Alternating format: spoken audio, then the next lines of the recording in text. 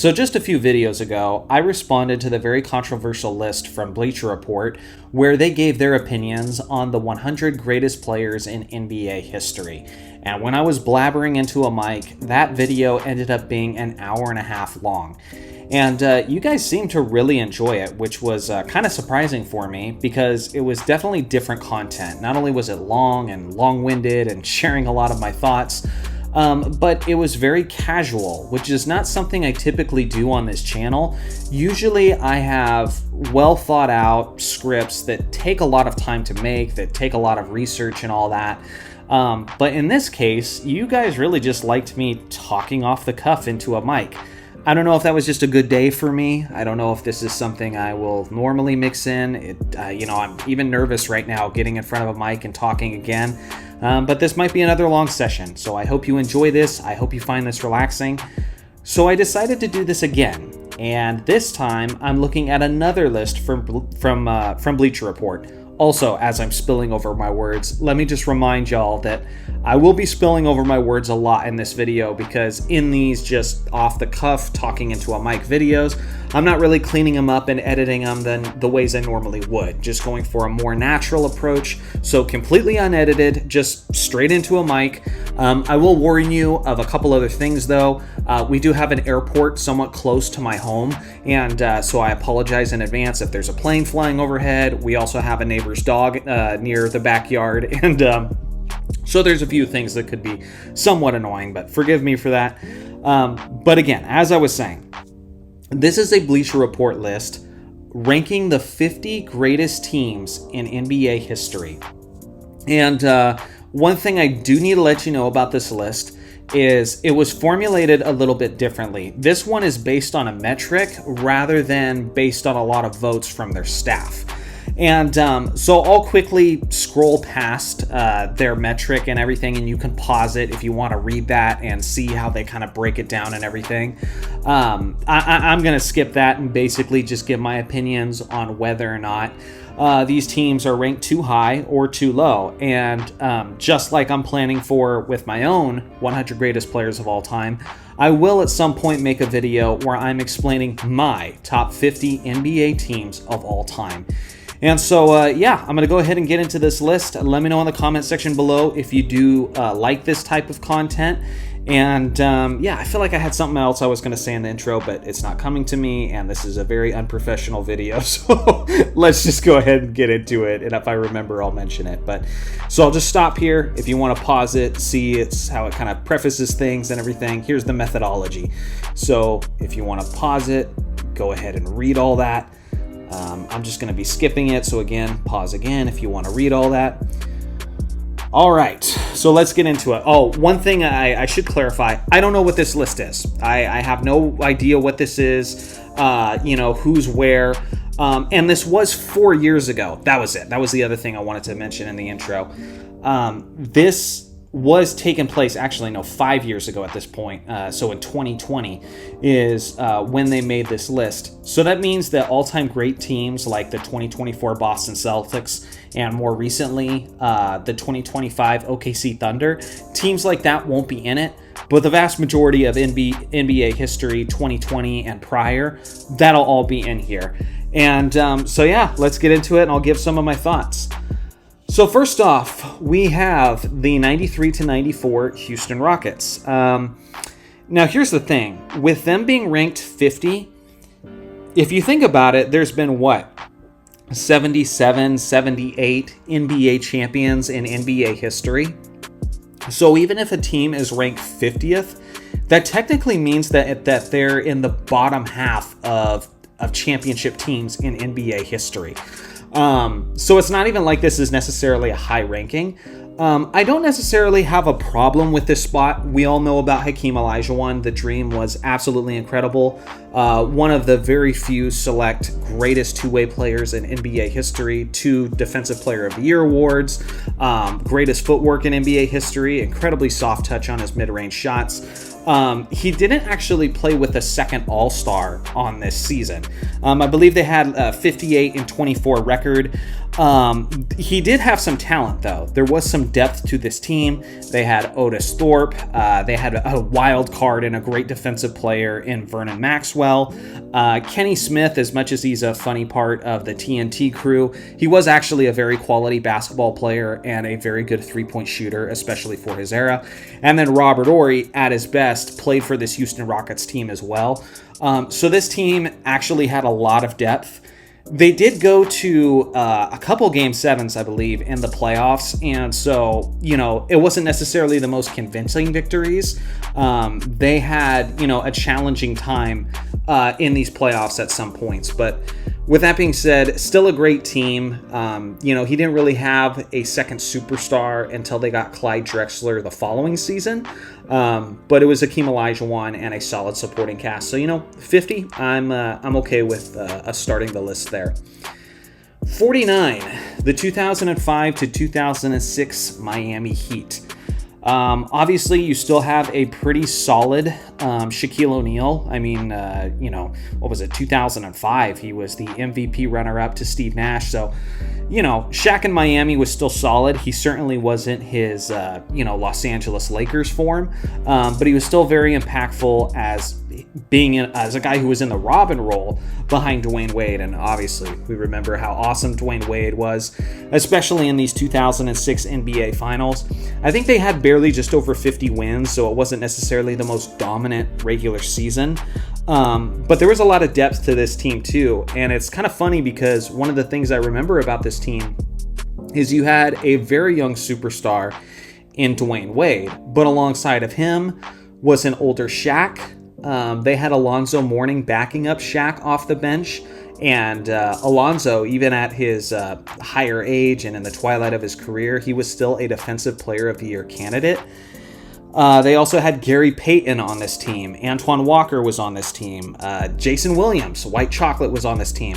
So it was a lot of old seasoned veterans and Dwayne Wade. So kind of an interesting mix. But yeah, it wasn't necessarily the most dominating performance. Every series they had, though, did take 6 games or less.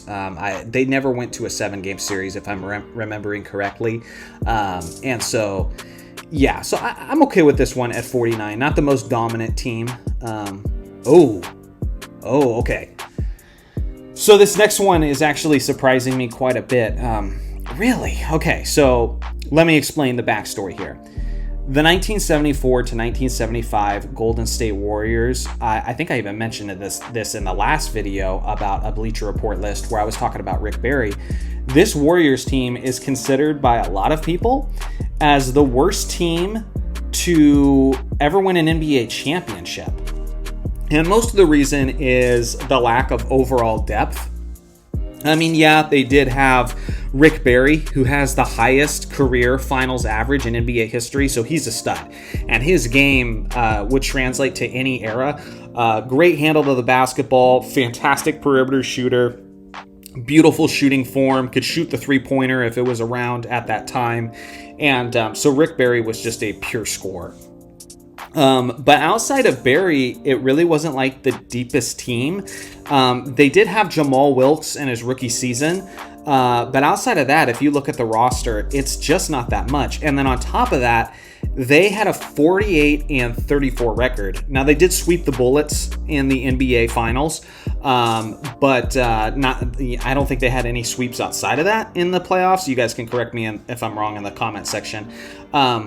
But yeah, other than the final sweep, 48 wins, not that much talent, not that many superstar players, really just Rick Barry. I gotta admit, I'm kind of surprised to see them on this list.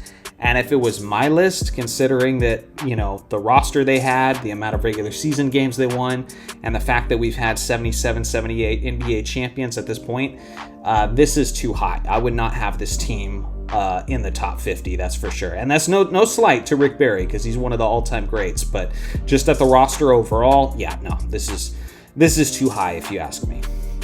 And let me know if you guys agree or disagree in the comments section. We've got I'm going to have a lot of opinions here, and I don't claim that they're all gospel. I really want to hear your guys' feedback too. 47, 1973 to 1974 Boston Celtics. This is a really good team. Really good team. I kind of feel like this could even be a little bit higher. They won in the high 50s, I believe. How many games they won? I think it was like 56 or 57 regular season games. Lots of talent on this team. Obviously, this is post Bill Russell. Bill Russell's last season in the NBA was in 1969. But you still had a lot of talent on this group overall. Dave Cowens, John Havlicek, JoJo White, Don Nelson was great on this team too. So overall, a very, very deep team. And in the NBA Finals, it was a challenge. They did beat the Bucks in 7 games, but obviously I was up against Kareem Abdul-Jabbar, so even that's pretty impressive as well. So yeah, solid team. 47. If anything, I'd have it like a couple spots higher, maybe. But I'm not upset with this placement. I think this is all right. I mean, even if you just think about the Celtics alone, there's a lot of Celtics teams that are better than this team, but that's no disrespect to this team. This was a solid group. Number 46, the 1976 to 1977 Portland Trailblazers.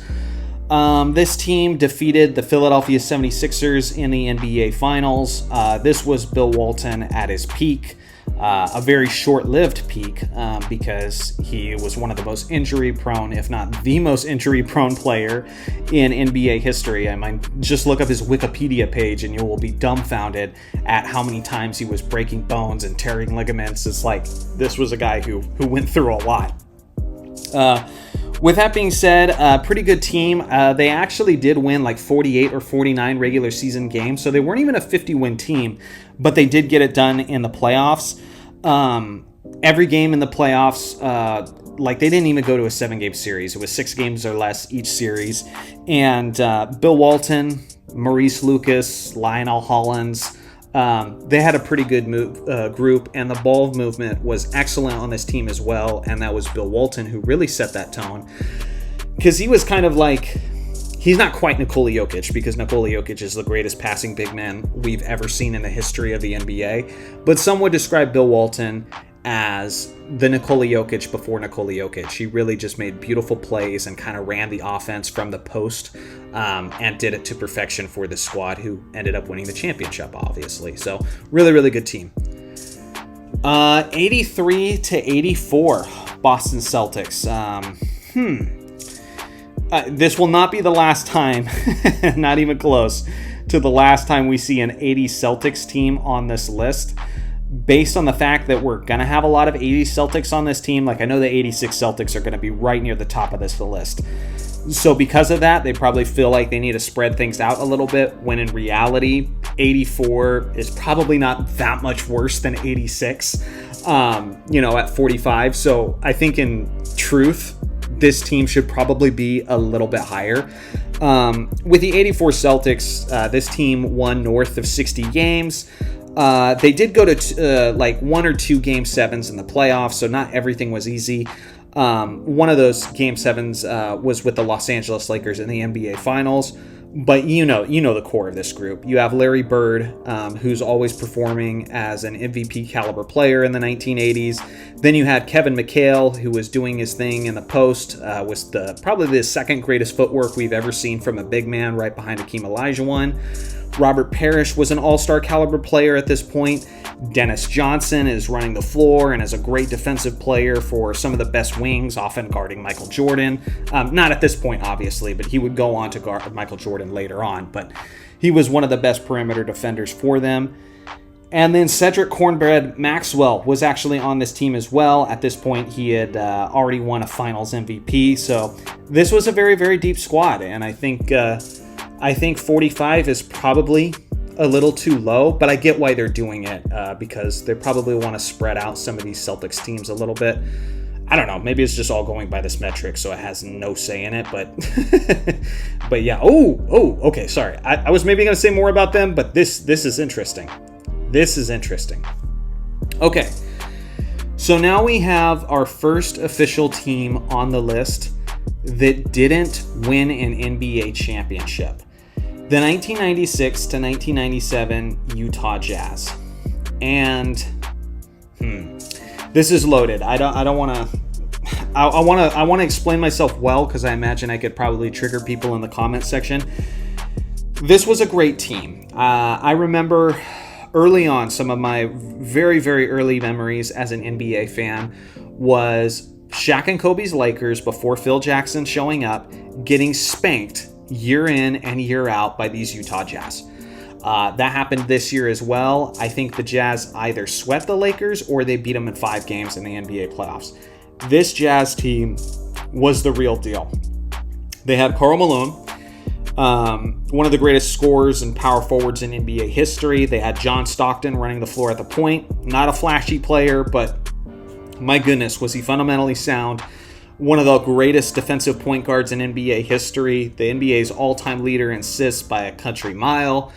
Then they had Jeff Hornacek, which was one of the best shooters of their era.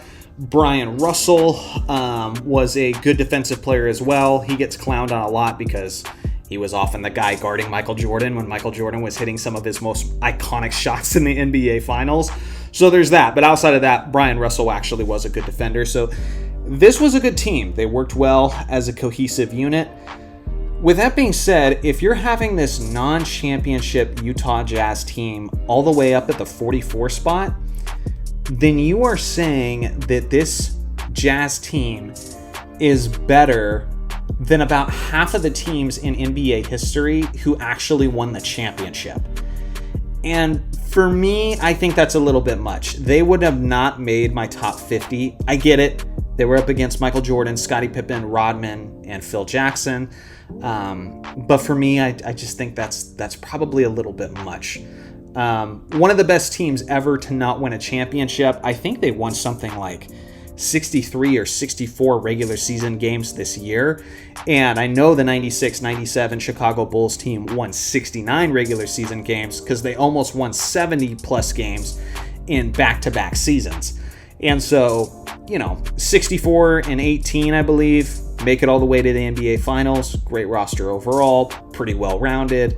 Lose to Michael Jordan and the Bulls. I mean, I get why they're here, but they would not be in my top 50 personally. I think this is probably going to be one of the more interesting selections of the entire list. So I'm really curious to hear your guys' perspective on this one specifically. Let me know whether or not you agree with this one even being on the list. 43, the 2018 to 2019 Toronto Raptors. Kawhi Leonard, his only year as a Raptor, Masai Ujiri took a gamble and traded DeMar DeRozan for Kawhi Leonard, which we knew could end up being a rental, and it was a rental. But it was one of the greatest rentals in NBA history because it got the Toronto Raptors their first championship in franchise history. So it worked out. Let me see. Raptors almost got 60 wins. They fell just a little bit short of that.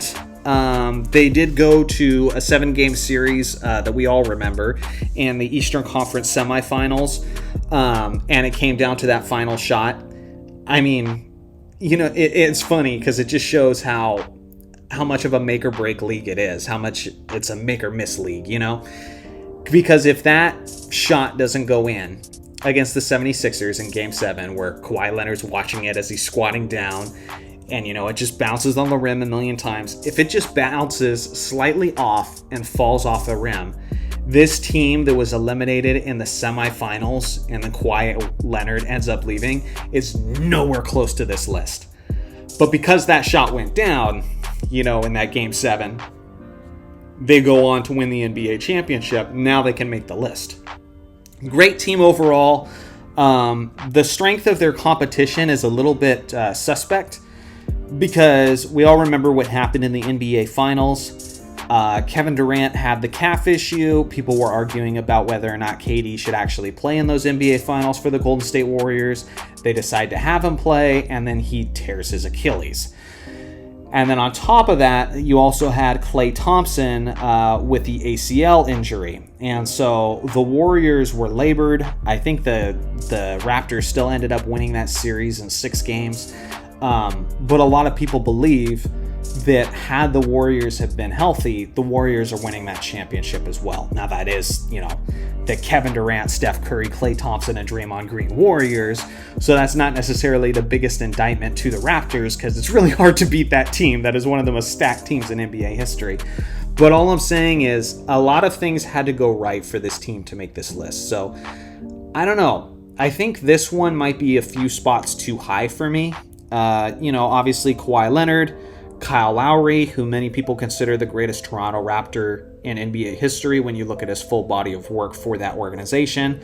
Pascal Siakam was starting to break out as a stud in the NBA at this time. And then I just remember in the playoffs how much Fred VanVleet was just really coming through for this team.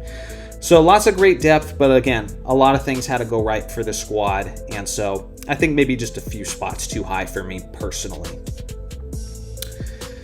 42, the Los Angeles Lakers. I think some people are going to get triggered by this one. I am obviously a Lakers fan, but I don't necessarily hate this spot. I got to be honest for this group, and here's why. What I just explained about this team, this 2018 to 2019 Raptors, how a lot of things had to go right for them, that kind of happened with this Lakers team as well. Because this was not an easy path to the NBA Finals. Now, it was Shaq's near unanimous MVP season, probably the best version of Shaquille O'Neal we have ever seen. I do believe this was the best version of Shaquille O'Neal we have ever seen. He averaged about 30 points, 13 rebounds. I think Shaq was even second in Defensive Player of the Year this year behind Alonzo Mourning. So Shaq was at his absolute peak. Kobe was averaging about 22 points per game, so hadn't quite, reached that Mamba status, but he was just starting to break out as a star and was definitely a good second star at this point in his career. And so things were starting to come together.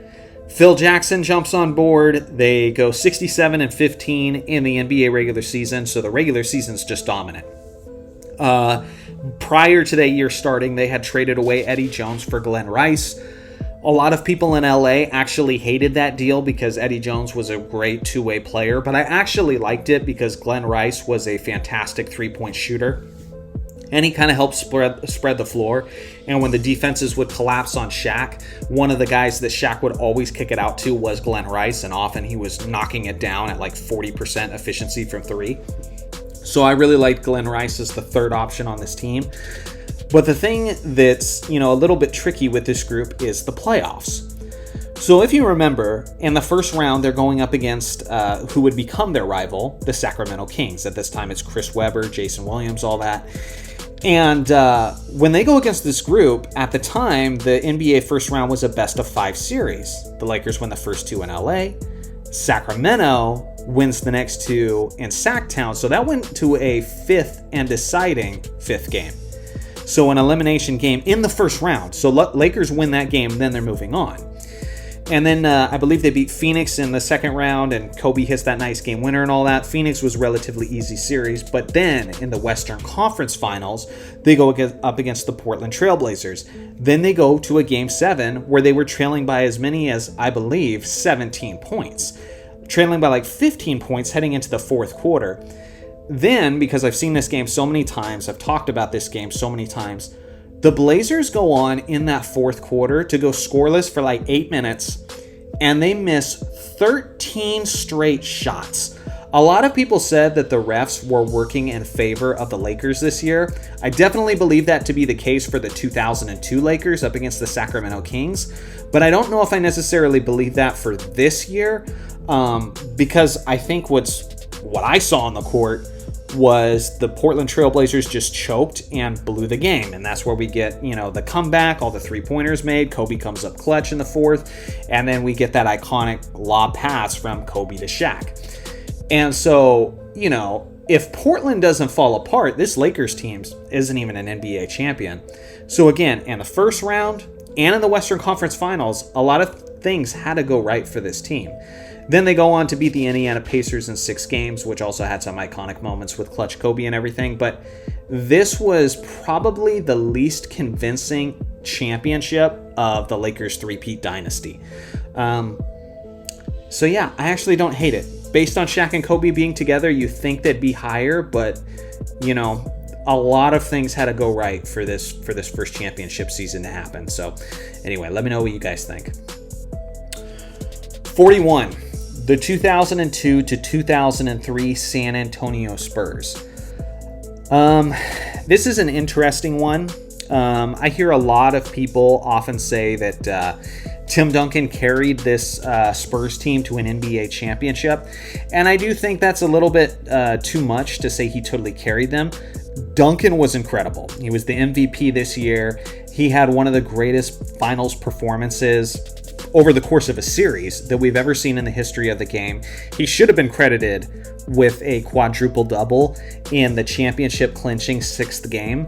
But they gave him like 8 block shots. But when you go back and look at the instant replays, he really should have been credited with 10, which would have given him a quadruple-double and the only recorded quadruple-double in NBA playoff history, which again would be a championship clincher. I wish they had done it right, because that would be just legendary to, you know, one of the most insane extents that we've ever seen.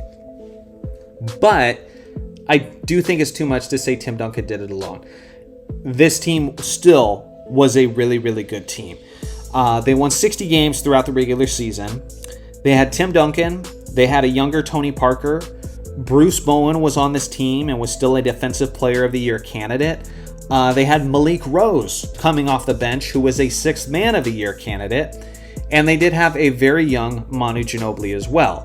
So far from their deepest team, but a pretty still, you know, solid group overall. And then Duncan obviously just being in his top peak form. One thing I forgot to mention, I don't even know if you guys can hear it. Along with the airport that's next to our house, there's also a train track next to our house. So if you hear, you know, train horns, that's exactly what that is. So I apologize for that as well. But yeah, so I don't have a problem with this team being put here. I think some people will, because they think that Duncan basically just carried this group. David Robinson obviously is in that photo as well, but at this point in his career, this was the very end. So this was not the Robinson that we had always known. This was very much David Robinson in the twilight of his career, but still a pretty solid team overall. Oh my gosh. Wait a minute. Are you serious? Oh, that is horrible. Okay. So obviously they are, you know, doing some kind of metric here. And something about their metric has to not be giving enough love to enough love to defense, because having the 2003 to 2004 Detroit Pistons at 40 is horrendous. Like, this is so bad you shouldn't have even published this article. This is awful. This team is arguably one of the top 10, some people would even say top 5 greatest teams in NBA history, because they're arguably the greatest defense in NBA history. They set the NBA record for most times holding a team below 70 points, most times holding a team below 80 points, all kinds of defensive records throughout the year, because they had Ben Wallace, who had won tons of Defensive Player of the Year awards. Then they had Tayshaun Prince, who was arguably the best wing defender of that era, probably Bruce Bowen, but Tayshaun Prince was right there too. Always gave Kobe fits. That's part of the reason Kobe had such a terrible final series. And again, they dismantled the Shaquille O'Neal, Kobe Bryant, Gary Payton, and Karl Malone Los Angeles Lakers in the NBA Finals. Ranking them at 40 is a travesty. This is a joke. Remember the last video where there was the 100 greatest players of all time and how they ranked Klay Thompson at 98, and that was the one player on the list that I was just freaking out about the entire time? This is probably going to be this list version of Klay Thompson, because this is disgusting. And I imagine pretty much everybody in the comments is going to agree. The only thing you can say about this that I think, you could try to back it up, is they didn't have that marquee superstar. They didn't necessarily have that guy that's going to go out night in and night out and score 30 points per game. But I don't care, man. This was such a cohesive unit. At the point guard position, you had Chauncey Billups, who was called Mr. Big Shot for a reason. He ended up being the finals MVP. Great point guard. He was one guy that I always coveted as a Laker fan, because, a lot of times we had issues at the point guard position. I remember how much we celebrated when we got freaking Ramon Sessions in the early 2010s. My fellow Laker fans will back me up on that. But I always would have loved to have had a guy like Chauncey Billups. He was incredible. At the two guard position, you had Rip Hamilton. Richard Hamilton was a mid-range artist, incredible player. Just a bucket getter. He could fit in for just about any team. And then you had Tayshaun Prince, one of the best wing defenders of his era. You had Rasheed Wallace as a big man on here too, who could also spread the floor, was a savvy veteran, good post scorer. Ben Wallace, one of the greatest defensive players in NBA history. Like, this team was so deep, and I know I'm just focusing on them a lot, but to say this is low would be a massive understatement. This is disrespectfully low. Like, this is embarrassing. If this is based on your metric is wrong. This metric is a horrible metric if the 03 to 04 Pistons are ranked 40. I'm sure you guys will echo that in the comment section, but let me know what you think. That is disgusting. 2010 to 2011 Dallas Mavericks. It's definitely not the 2003 to 2004 Detroit Pistons, but if I'm being honest, I think this one is a little bit low as well. Partially just because, just look at the strength of the competition. Obviously, Dirk Nowitzki was incredible in this NBA championship run. They had a pretty good team, and a lot of things were going right. This was, some people think, the first three-point shooting team to break through and win the championship.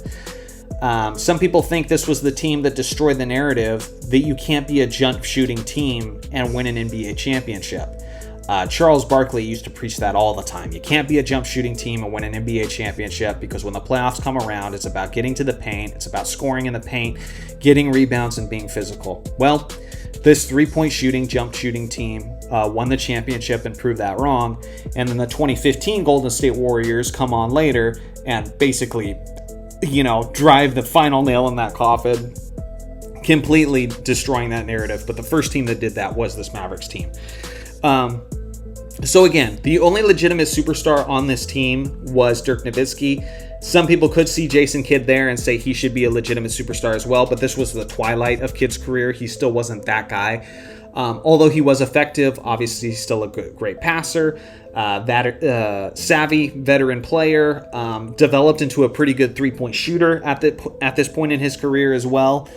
And then they also had Jason Terry, who had some incredible games against the Lakers when they met up in the playoffs, and then, famously kind of embarrassed LeBron James in the NBA Finals. You guys remember Magic Johnson saying, "Can LeBron James stop Jason Terry?" Well, the answer was no.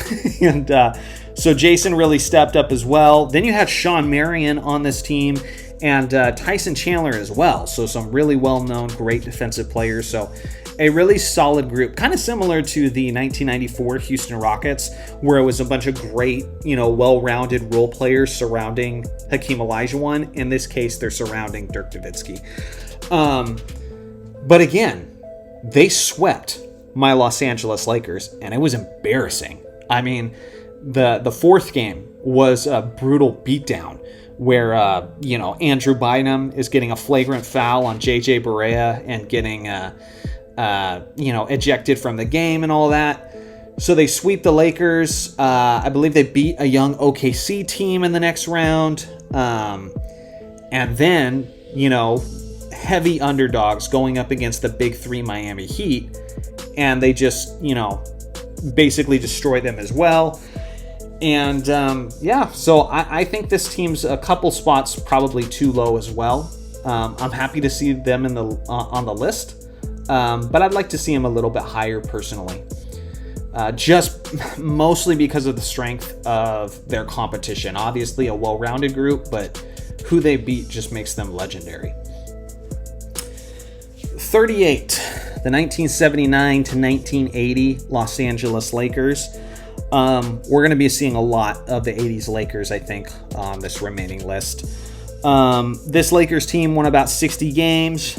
They only lost, I believe, 3 or 4 games in the NBA playoffs. I think it was 3. And Kareem Abdul-Jabbar was there and was still at an elite form. He averaged something goofy like 33 points in the NBA Finals. But as you guys remember, he got hurt, ended up having to miss Game 6. So who starts at center in his place? A rookie, Magic Johnson. Magic was 20 years old at the time, ends up scoring some crazy stat line, like 42 points. I've said it a million times, so I'm pretty sure it's 42 points, 12 rebounds, I think, and 7 assists. So the greatest rookie performance in NBA history when you consider the stage and the magnitude of the moment. And but it wasn't just Kareem and Magic. You also had Jamal Wilkes. You also had Norm Nixon. And Magic was kind of the guy who was replacing Norm. So they were almost kind of doing like a 2-point guard thing for a little bit. But this team was really, really great. And far from the best Showtime Lakers group, but a really, really good group, that's for sure. 37, the 1958 to 59 Boston Celtics. Far from the best Boston Celtics team of that era. You had Bill Russell, who was very young at this point, but was deadly, absurdly athletic. You had the Houdini of the hardwood, Bob Cousy, who was on his team. You also had Bill Sharman, Tommy Heinsohn, a lot of Hall of Famers on this group. They were like low 50s, I believe, in regular season wins. And so, very good team, very defensive-minded team. But I think far from their best. I think we're going to be seeing probably, I would say, at least 2, maybe 3 60 Celtics team on this list after these guys. But still a great group overall. Okay, so 2015 to 2016 Golden State Warriors. This is now the second team on the list, and I would guess the last team on the list to not win an NBA championship. First, we have the 96 to 97 Utah Jazz, and now we have the 2015 to 2016 Golden State Warriors. Now, this Warriors team went 73-9.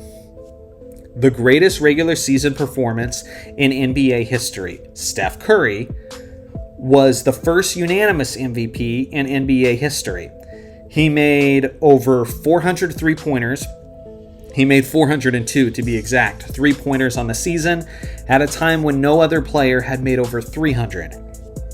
On top of that, he had a 50-40-90 season, but it was even better than that. He shot 45% from three-point range, so it was a 50-45-90 season. And while scoring, 30 points per game. Draymond Green's Defensive Player of the Year candidate. Klay Thompson, perfect sidekick to Steph Curry, great two-way player.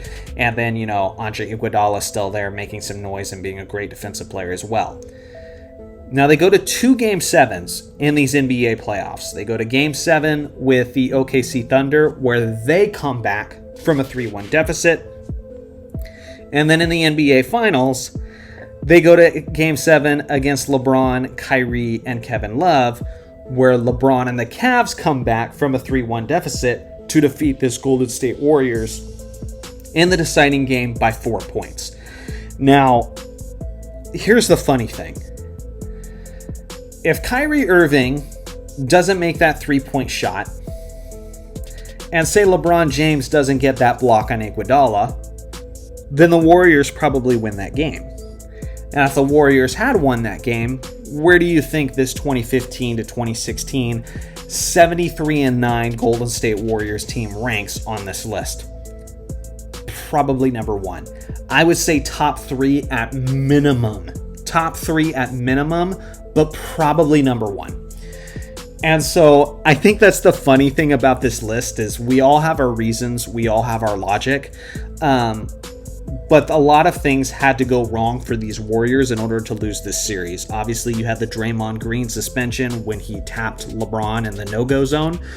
Andrew Bogut had an injury late in that NBA Finals series, which was devastating to this team.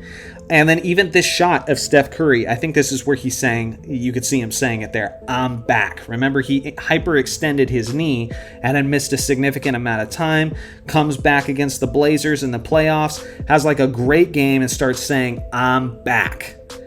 The problem with that is Steph Curry kind of didn't maintain that level, and I had questions going on throughout the playoffs about whether or not he was still hurt.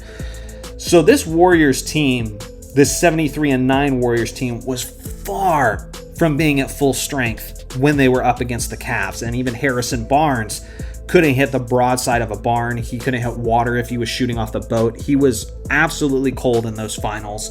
And so, 4 points. A 4-point differential is why they lost that Game 7.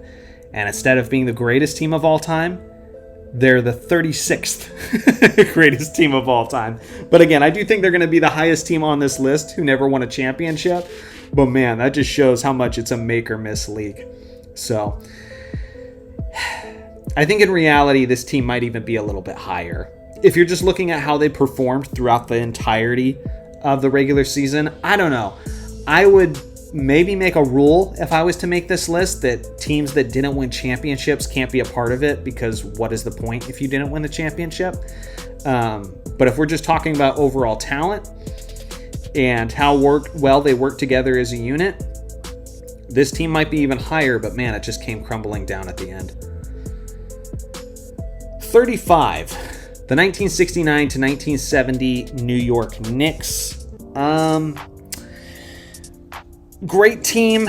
Willis Reed, I believe this is where he had the amazing moment where he comes back from injury, comes out of the locker room. One of the most iconic moments in New York Knicks history. You also had Walt Frazier, who was one of the greatest point guards in NBA history, just as a lockdown defender, as a pretty solid scorer, and as a quality facilitator as well. They had Dave DeBusschere, who was one of the best defensive players of that era. Great wing defender. And then Bill Bradley was a good bucket getter as well. Really good group. This team had a rivalry with the Los Angeles Lakers during this era. And so some of their championships were hard fought. Like this championship came up against Jerry West, Elgin Baylor, and Wilt Chamberlain on the Lakers when they had just recently been crowned as a super team. I think that was the first team in NBA history, to be called a super team, at least publicly, was, the Lakers with that three-headed monster, and this team beat them. So just even from the strength of the competition, this team deserves its respect. So no problem with them being this high on the list. 2004 to 2005 San Antonio Spurs. Obviously, you got Manu Ginobili there. You got Tim Duncan doing his thing. Tony Parker doing his thing. Bruce Bowen is still there, being one of the best perimeter defenders in the entire NBA. There was like a 3-year stretch where Bruce Bowen was the runner-up for the Defensive Player of the year after year. And so it's funny because a lot of people say, oh, Tim Duncan, he was the heart of that defense. He was the best defensive player on that team. He might have been. But at least during that time, the voters weren't voting like it. They were voting Bruce Bowen as the best defensive player on this team. Obviously, Tim Duncan held down the paint, but it was Bowen who held down the perimeter. And then on top of that, they took Robert Horry from us, who hit quite a clutch shot in these NBA Finals against the Detroit Pistons. Man, it was so hard to see Big Shot Bob playing for the San Antonio Spurs just 2 years after he had missed a shot against this Spurs team in the NBA playoffs that could have helped us win our 4th straight championship had he had made it. So great team, just a very cohesive unit, quality depth. Manu Ginobili, arguably the greatest sixth man in NBA history. Greg Popovich leading the way, just so brilliant, so smart. A lot of people didn't see this NBA Finals between the San Antonio Spurs and the Detroit Pistons because at the time, everybody was saying the Spurs were boring. Now everybody wants to act like, they were always, down with the Spurs and they were always, approving of the Spurs. And I've seen the ratings. I remember the narratives back then. A lot of people weren't watching. I didn't watch every game. I went back and I've watched every game since, but I was a very hurt Lakers fan through a lot of this time. And so I was one of those people who wasn't consistently tuning in at the time because I wasn't planning on having a YouTube channel, and I was a very, very salty Lakers fan at this time. Between the Pistons and the Spurs, it was called one of the most boring finals in NBA history. But the truth was, it was two veteran teams, two all-time great teams, and two all-time great defensive squads. And so, Spurs deserve respect. There's definitely going to be at least one Spurs team that's going to be higher on this list, but I would guess probably two. I have no problem with the Spurs team being where they're at. 1973, New York Knicks. This team won like 57 or 58 regular season games, something like that, 56, 57, or 58. You guys can let me know. I'm sorry. I'm just going all off the top of my head on this one. But you had Walt Frazier, Willis Reed still, Dave DeBusschere still around. Now you got Earl the Pearl Monroe is on the squad as well, and Bill Bradley is there too. Great team. They're the team that retired Wilt Chamberlain. This was the final year of Wilt Chamberlain's career, and the Knicks beat him yet again. It was a great rivalry between these two squads, and I got no problem with this. This Knicks team doesn't get enough love. Very, very solid group. Number 32, the 1981 to 1982 Los Angeles Lakers. Again, not the best team overall, but a very damn good Los Angeles Lakers squad. This team actually went undefeated through the Western Conference playoffs. They beat the Philadelphia 76ers in the NBA Finals, and they would go on to play them in the finals the year following as well. I don't like talking about that one as much, but I got a feeling I will need to later on. They beat Dr. J and the 76ers in the NBA Finals. Again, undefeated throughout the West. I'm pretty sure at this time there was one less round in the NBA playoffs, so there is a little bit of an asterisk next to saying that they were undefeated through the West playoffs. But I mean, that's still, a very, very impressive feat. Magic Johnson, Kareem Abdul-Jabbar, who was still an MVP candidate at this point in his career, Jamal Wilkes, Norm Nixon. Now you've got Michael Cooper in the mix as well, who was, the Koopaloop. Which was what they called it whenever Magic Johnson would throw alley-oops to Michael Cooper, because Coop was just such an athletic player. But on top of that, he was one of the first 3-and-D players. He actually set a finals record at one point. It was later in his career after this for the most three-pointers made in an NBA Finals series. But he didn't do that this year. I'm just speaking to the talent of the squad and how well-rounded this Lakers team were. Looks like Harambe's caught an elbow from Kareem Abdul-Jabbar here. But great group. Great group. Will not be the highest ranked Lakers team, but a team that was darn good and had some pretty strong competition and still cruised through the West. Here we go. Okay. This was one of the teams that I absolutely expected to be on this list. The 1963 to 1964 Boston Celtics. Personally, I think this is the best 60s Celtics team. We'll see whether or not there is another 60s Celtics team. I think there could be one other one that might be on this list, but I'm not sure. Because 65 was pretty damn good as well, but I think 64 was the best. They had, I talked about this in one of my NBA Facts videos. I have this big Facts series. This team's hilarious because from a defensive rating standpoint, this was the best defensive team in the entire league that season. The best defensive team. But here's the funny part. They were the worst offensive team in the entire league from an offensive rating standpoint. So the best defense and the worst offense and still won the NBA championship. Really, really crazy stuff from this group. You had Bill Russell. You had a pretty young John Havlicek, who went on to win, 8 championships and lead the Celtics to a championship team on his own, but now he's doing it alongside of Bill Russell. Then you had Sam Jones. So Bill Russell was not typically the leading scorer for his Celtics. He was usually, he was always leading the team in rebounds.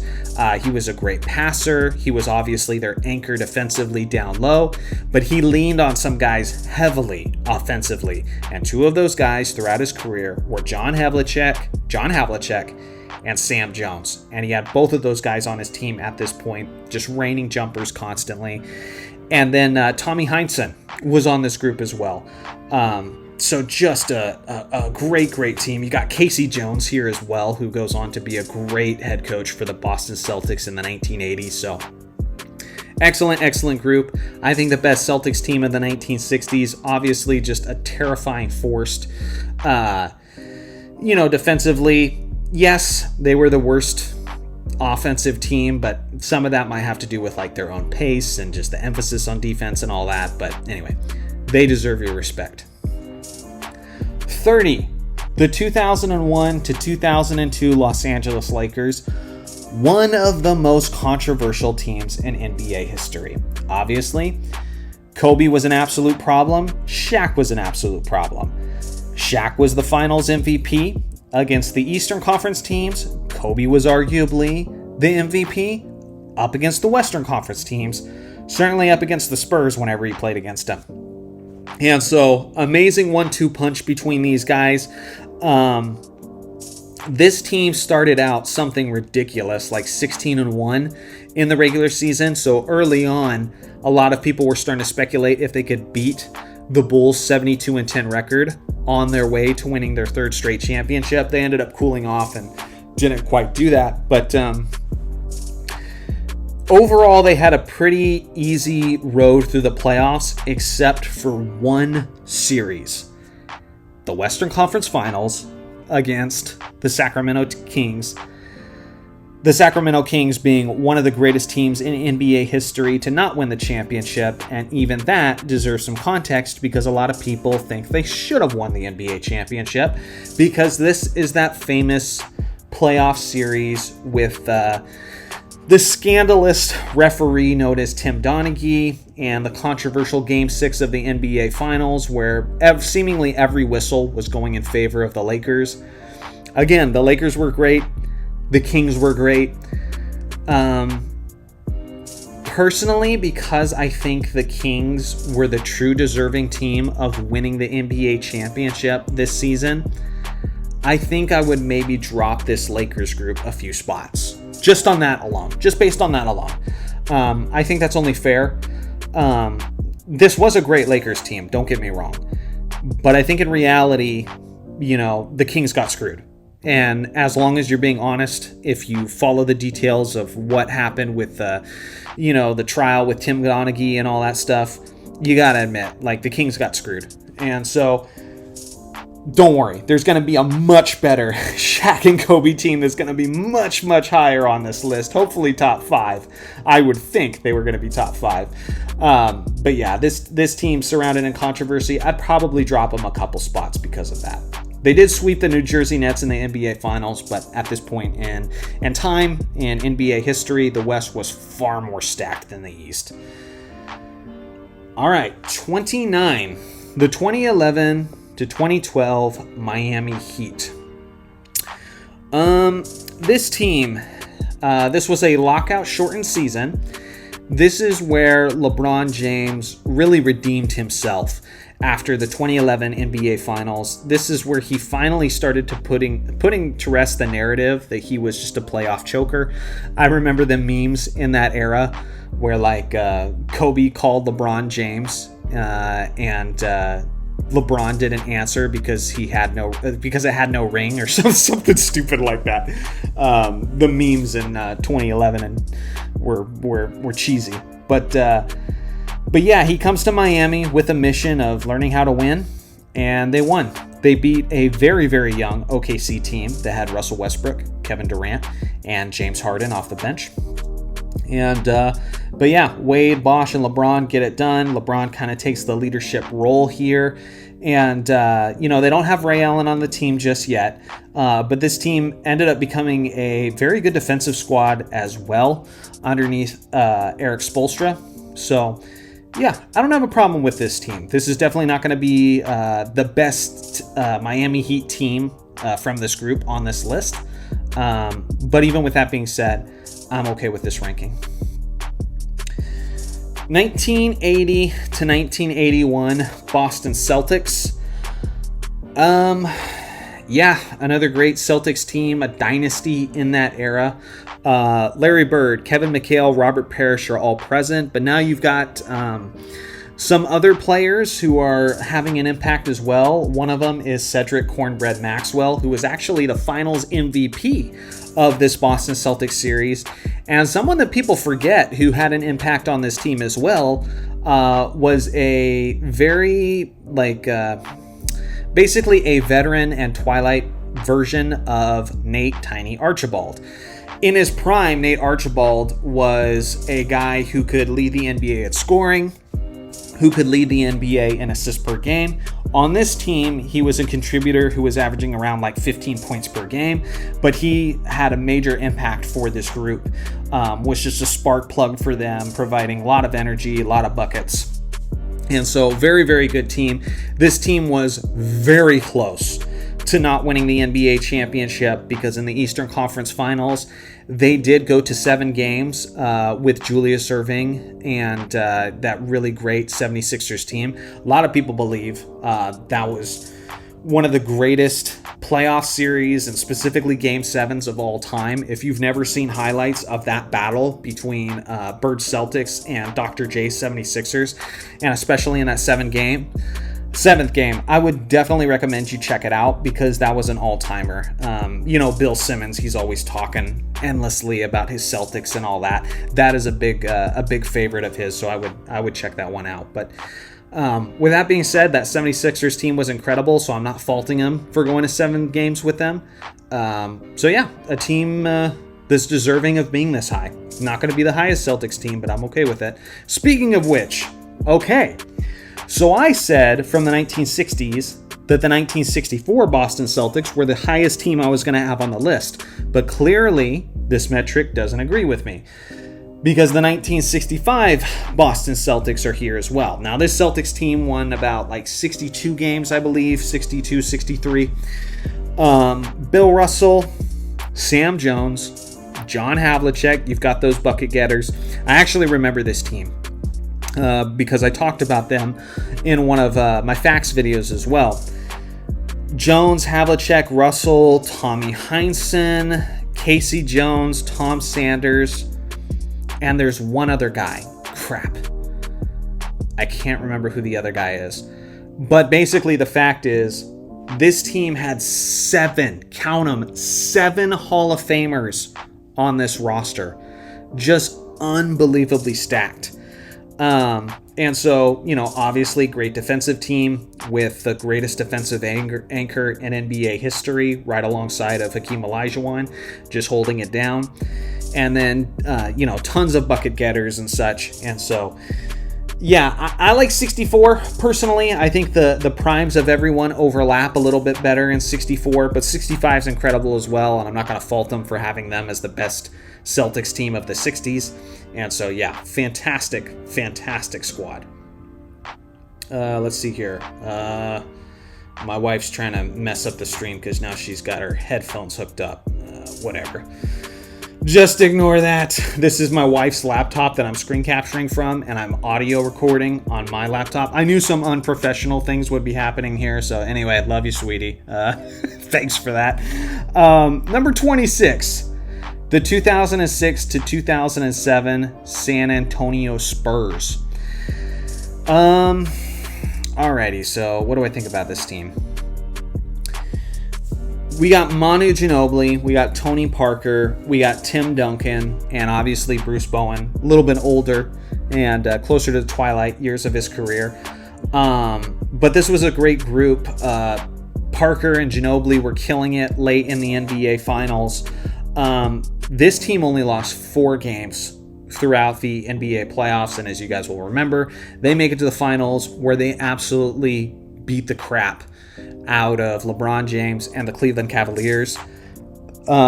This was after LeBron just put up one of the greatest performances that we've ever seen in the playoffs against the Detroit Pistons, who are another great defensive team. In those Eastern Conference Finals, LeBron famously in Game 5 scored 25 straight points for the Cleveland Cavaliers to close out that game and get the victory. He ended up with 48 points in total. So that's what he did against a great defensive team in the Detroit Pistons. Then he goes against the Spurs team and gets absolutely smacked and shoots 35% on the series. He couldn't figure out the Spurs at all. And so just such a great team, such a great defensive team. At this point, they were so mature, experienced. They knew what they were doing in the playoffs. So yeah, don't have a problem with them being ranked this high. This was an incredible group. Number 25, the 1989 to 1990 Detroit Pistons. I imagine the 88 to 89 Pistons are going to be ranked a little bit higher, and if that's the case, I would agree with that. Okay, so the 89 to 90 Pistons, let me see, what thoughts do I have on them? Almost won 60 games. They did go to 7 games with Michael Jordan's Bulls, and if you'll remember, in that 7th game, Scottie Pippen had the migraine, which basically resulted in the Bulls getting smacked in that elimination game. But everything else in the playoffs were 5 games or less, so the Pistons did basically cruise to the finals outside of their matchup with the Bulls, who were just on the cusp of becoming that Bulls dynasty of the 1990s. And this was actually Phil Jackson's first year with the Bulls. So they had already that great coach set up. They had a deep team, but obviously the migraine happened with Pippen. Who knows what would have happened if the Bulls were completely healthy for Game 7. With that being said, this Pistons team was stupid deep.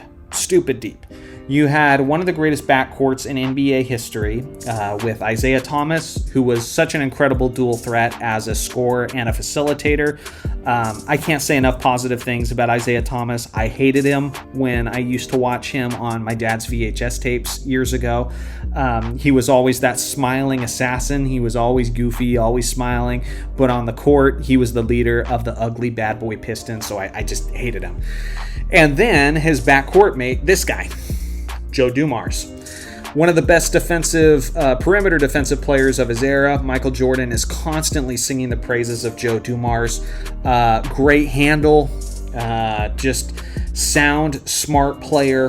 Then you had Bill Laimbeer. Rick Mahorn was no longer on this group. I believe he was in Philly at this point. But Bill Laimbeer was still there, kind of one of the first stretch bigs. Mark Aguirre was a great scorer, and then you had Dennis Rodman, who I think was still coming off the bench at this time, and did win the Defensive Player of the Year award this year. And then you had Vinny the Microwave Johnson. They called him the Microwave because of how quick Vinny could heat up, and he would come off the bench and just get buckets and bunches. So ridiculously deep squad. There's a reason why the Bulls had clearly the best player on the court, but they still had a hard time getting past these Pistons. They lost to the Pistons in 88, they lost to the Pistons in 89, they lost to the Pistons in 90, and they finally beat them in 1991. It's funny, in The Last Dance, they made it seem like the Bulls only lost to the Pistons twice. They got eliminated by the Pistons 3 years in a row, and this was the last year. So great Pistons team. Definitely well-deserved spot on the list.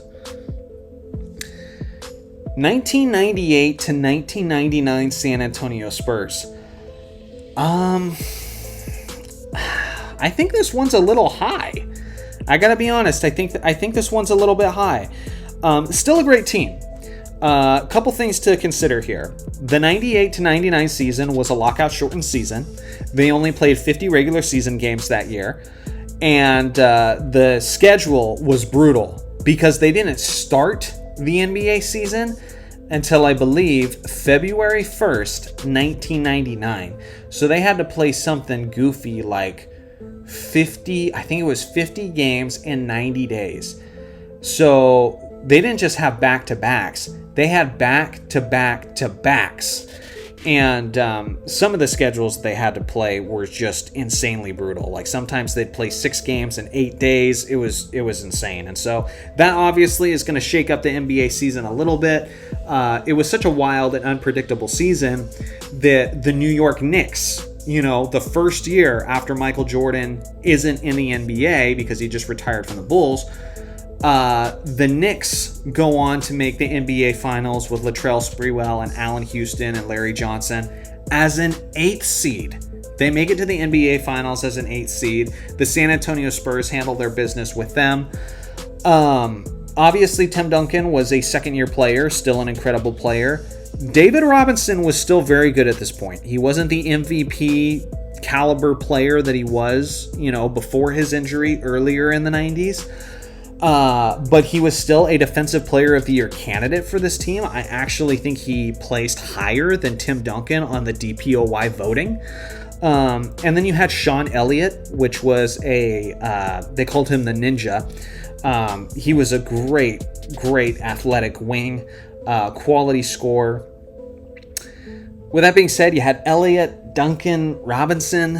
I don't think there's as much depth here as, say, the 2007 Spurs. Probably as much as the 2005 Spurs as well.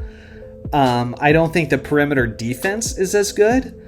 And then you consider the strength of the competition. I feel like this one's a little bit too high. If I got any Spurs fans in the comment section, let me know what you think. I mean, having this team ahead of all the 2000s teams, I think is kind of an odd choice. That is certainly not the way I would have done it. But again, this is, this guy's metric from Bleacher Report. So, obviously you're going to have some weird outliers there. All right, now we got the 2008 to 2009 Los Angeles Lakers. God, I love this team. And this was probably the most fun I've had watching an NBA championship team. Obviously, highly biased as a Lakers fan. But Kobe was on an absolute mission after losing in the finals to the Celtics the year prior. Pau Gasol had really toughened up since then. He seemed like he was more physical, and after, these two collided in the 2008 Summer Olympics, it really seemed like they had both toughened up and were more focused. You had Lamar Odom coming off the bench, which, in 2005, 2006, 2007, Lamar Odom was supposed to be, Kobe's Scottie Pippen. Now that Kobe had an actual squad to play along with, he had Lamar Odom, a great lengthy basket attacker coming off the bench. Derek Fisher hit some big shots in the NBA Finals against the Orlando Magic. They handled the Magic in 5 games. And so I really like this Lakers team. They went 65-17. There are a couple criticisms you can say about this Lakers squad. For one, they went to 7 games in the Western Conference semifinals against the Houston Rockets, and that was an incredibly shorthanded Rockets team. They didn't have Tracy McGrady like they were supposed to have. I'm trying to remember if Yao Ming missed some time or he missed the entire series. I'm kind of blanking, but I don't think Yao was completely there either. You had Ron Artest, and him and Kobe were kind of going at it. And so still a pretty good Rockets team, but they were far from being at full strength, and the Lakers went to 7 with them. So that was a little bit tougher than you would expect for this Lakers team. And then on top of that, when the Lakers got to the NBA Finals, all of us throughout the regular season, throughout the vast majority of the regular season, were expecting a rematch between the Lakers and the Boston Celtics. But they didn't get that because Kevin Garnett got a knee injury late into the 2009 regular season. And LeBron and his Cavs, I believe they went like 66-16. They didn't make it. It was the Orlando Magic instead. And Dwight Howard and the Magic, they were a terrible matchup for this Lakers team. And the Lakers took full advantage. So I think between like the Lakers struggling with a shorthanded Houston Rockets team and going to 7 games with them, and the Lakers not having to go up against the Boston Celtics because they weren't healthy, I think can be a valid criticism as to why this team isn't a little bit higher. I think I'd have this Lakers group a few spots lower, if I'm being completely honest. I love this group, but if they had won in a more commanding fashion throughout the West, I would feel better about them having this spot, personally. Okay, now we have the 2007 to 2008 Boston Celtics at 22. So the team that just won the championship the year prior. I was just talking about these guys. But here's the funny thing. The same criticisms I just had about this team, you can apply to this team as well. I always want to rank this team high, and then I think about what happened in the playoffs. So let me explain. When these Celtics assembled, you had Paul Pierce, Ray Allen, and Kevin Garnett. KG was just coming from the Timberwolves after carrying that franchise for years. Ray Allen was averaging about 25 points per game and was the guy of the Seattle Supersonics when he came over to the Boston Celtics. And then Paul Pierce, the truth, he was the guy for this Boston team. So all of these guys coming together, and I just knew in the summer when they joined, I predicted that this team was going to win the championship because it wasn't just about how good these three players were. It was about how seamlessly these guys blended together. You have a perfect trailer and an awesome power forward with defensive tenacity. I think he was the real defensive leader of this team, and the credit that they give Doc Rivers actually belonged to Kevin Garnett for being the defensive leader of the squad. Then you had the floor spacer and the clutch shooter in Ray Allen. And then you had the post scorer and the guy who could do a little bit of everything in Paul Pierce. It was just a match made in heaven. They dominated the regular season. They went 66-16. It was the best improvement, year-to-year improvement at that point in NBA history, because the year before they had a bunch of injuries and all that. Then they get all these guys and they just dominate the East. But then they make it to the NBA playoffs. And I think this team just kind of lacked a killer instinct. They just almost seemed to kind of toy with teams, to be honest. Every single series in the NBA playoffs that they had went at least 6 games. They went to 7 games with the Atlanta Hawks in the first round. And that Hawks team at the time, they had a talented group, but reflecting on them years later, a lot of people think they were fool's gold. And then they went to 7 games with LeBron James and the Cleveland Cavaliers. So, not a convincing run at all throughout the NBA playoffs. So for that reason, I would have them lower as well. I'm even okay with them being a spot above the 2009 Lakers, but I think both of these guys need to drop. I think both of these teams are a little bit too high given the context of what happened in the playoffs. All right, 21. The 1992 to 1993 Chicago Bulls. I think this is another situation where you're probably going to have several Bulls teams from the 90s high up on the list. So because of that, you want to balance things out and give some variety and extra flavor. So a team with Horace Grant, Phil Jackson, Michael Jordan, Scottie Pippen ends up being, in the 21st spot. But this 93 Bulls team, in reality, could probably even be higher. They were so good. Of their first three-peat, this was their least convincing run through the regular season. I believe they won high 50s in the regular season, so they didn't reach 60 games. They did cruise through most of the playoffs. Obviously, they never went to a 7th game. Jordan never went to a 7th game in the NBA Finals. The finals against the Suns were a little bit difficult. Charles Barkley did play incredible, but Michael Jordan averaged something like 41 points. I think it was 8 assists and 6 rebounds. And while being over 50%, MJ was just stupid. It was the highest average for a single NBA final series ever. I do agree that, assuming that 92 and 91 Bulls are going to be on this list as well, I would agree that the 93 Bulls are the worst of their first three-peat. But again, this team was still incredible. There was the whole gambling stuff with Michael Jordan. There was narratives about him just being tired and reaching the end of their run. But again, they didn't go to 7 games with anyone throughout those playoffs. And so incredible team. Maybe even deserved to be a little bit higher. Okay, then the very next team. You have the 91 to 92 Chicago Bulls. Much more dominant throughout the regular season. This team won 67 games. The playoffs were a bit more tough. I think this is the year where they went 7 games with the New York Knicks. But this team was, as far as the first three-peat goes, they were right around their peak offensively and defensively. That Knicks series was just a dogfight. And so I'm not surprised. And that Knicks team with John Starks and Patrick Ewing and so on, great team. So it's no knock that they went 7 games. But yeah, you obviously still had Phil Jackson, Jordan, Pippen, Horace Grant. Maybe this team could be a little bit higher, but I don't hate this ranking. I would not rank... I don't know. Okay, let me just say, this one's complicated. This one's very complicated. Nobody was thinking about the 2015 to 2016 Cleveland Cavaliers as one of the select few greatest teams in NBA history until they defeated the Golden State Warriors.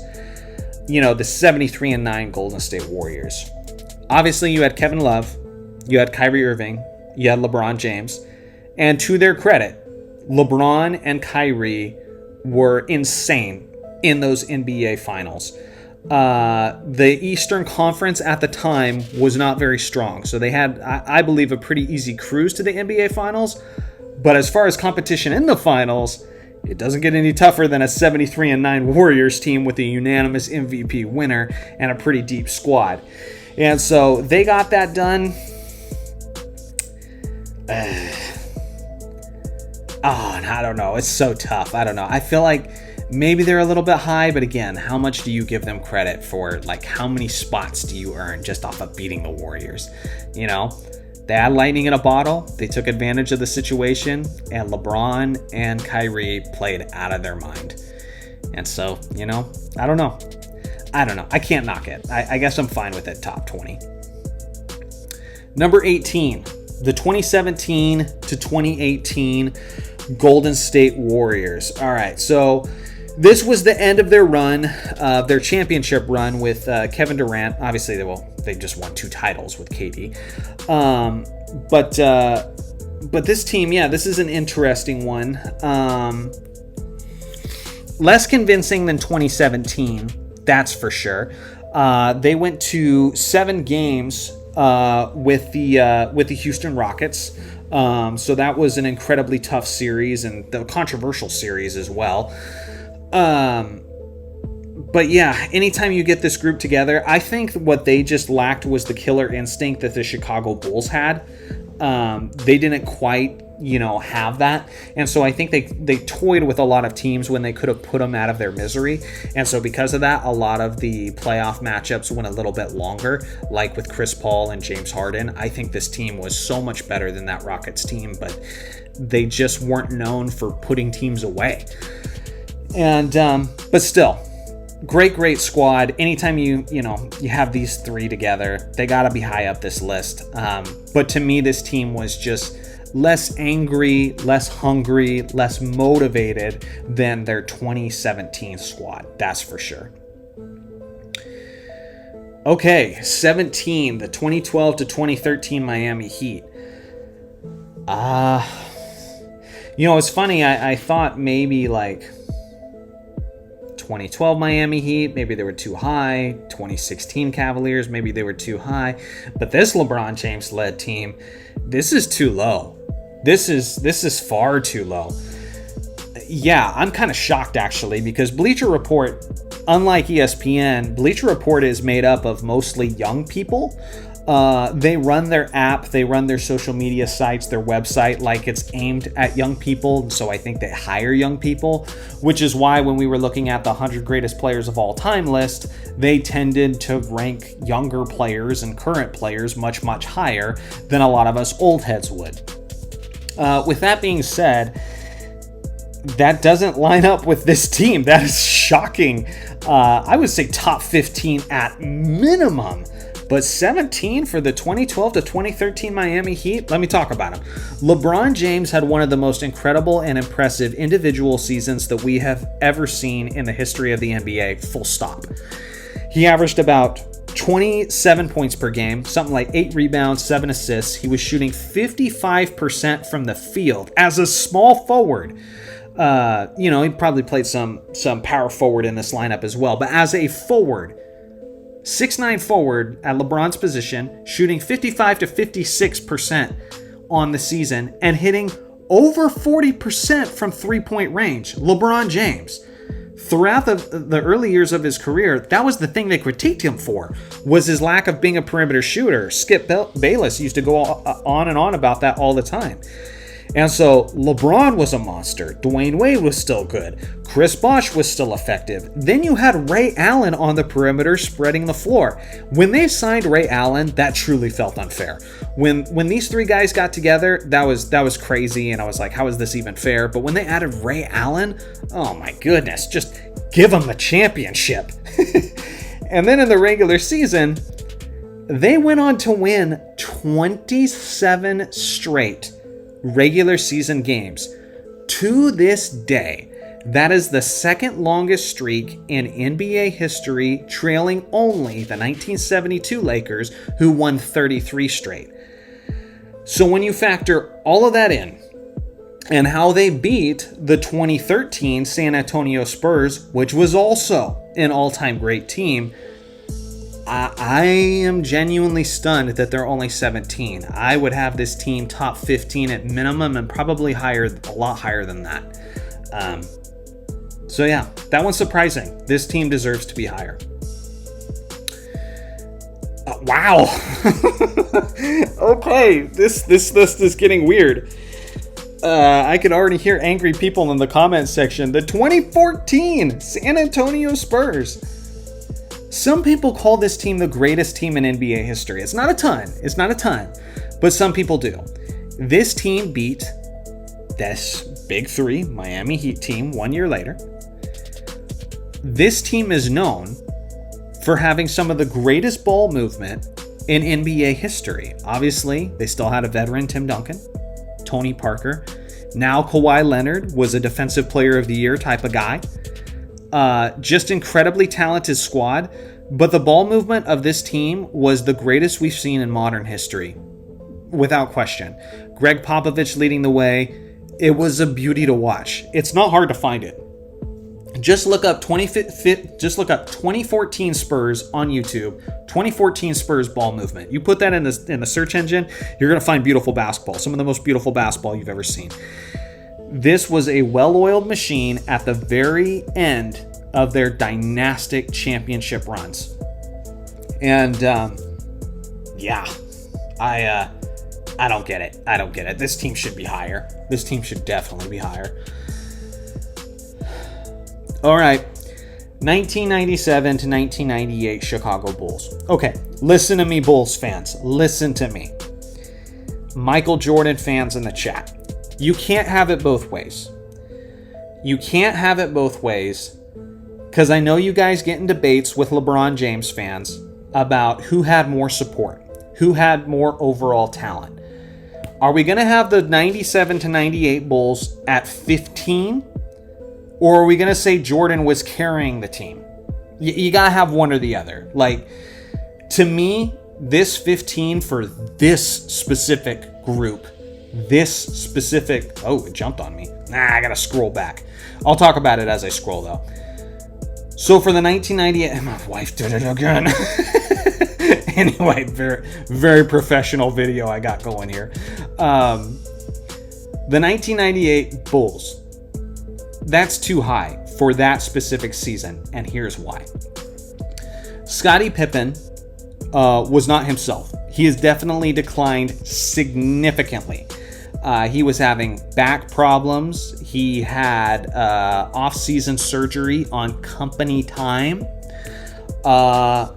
And he was not himself throughout the NBA Finals. He was averaging like 5 points per game less from the previous season, I believe. Maybe that was the year after. I don't know. But Pippen had declined significantly. Sorry, my memory's a little bit hazy, but you guys could correct me in the comment section.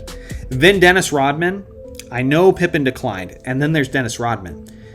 Dennis Rodman at this point was about 36, 37 years old.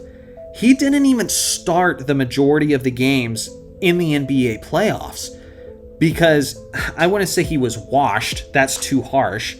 But he was not that same guy. He did not have the same motor. He did not have the same impact.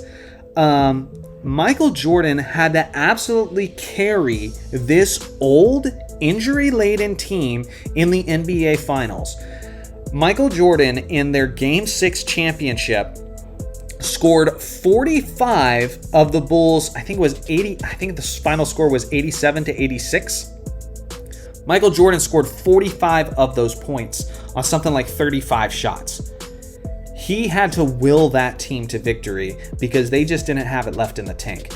So are these guys great? Yes. Were they great in 97? Absolutely. Were they great in 96? Absolutely. But at this point, these guys were on their last legs, and Jordan had to will this team to their 6th championship.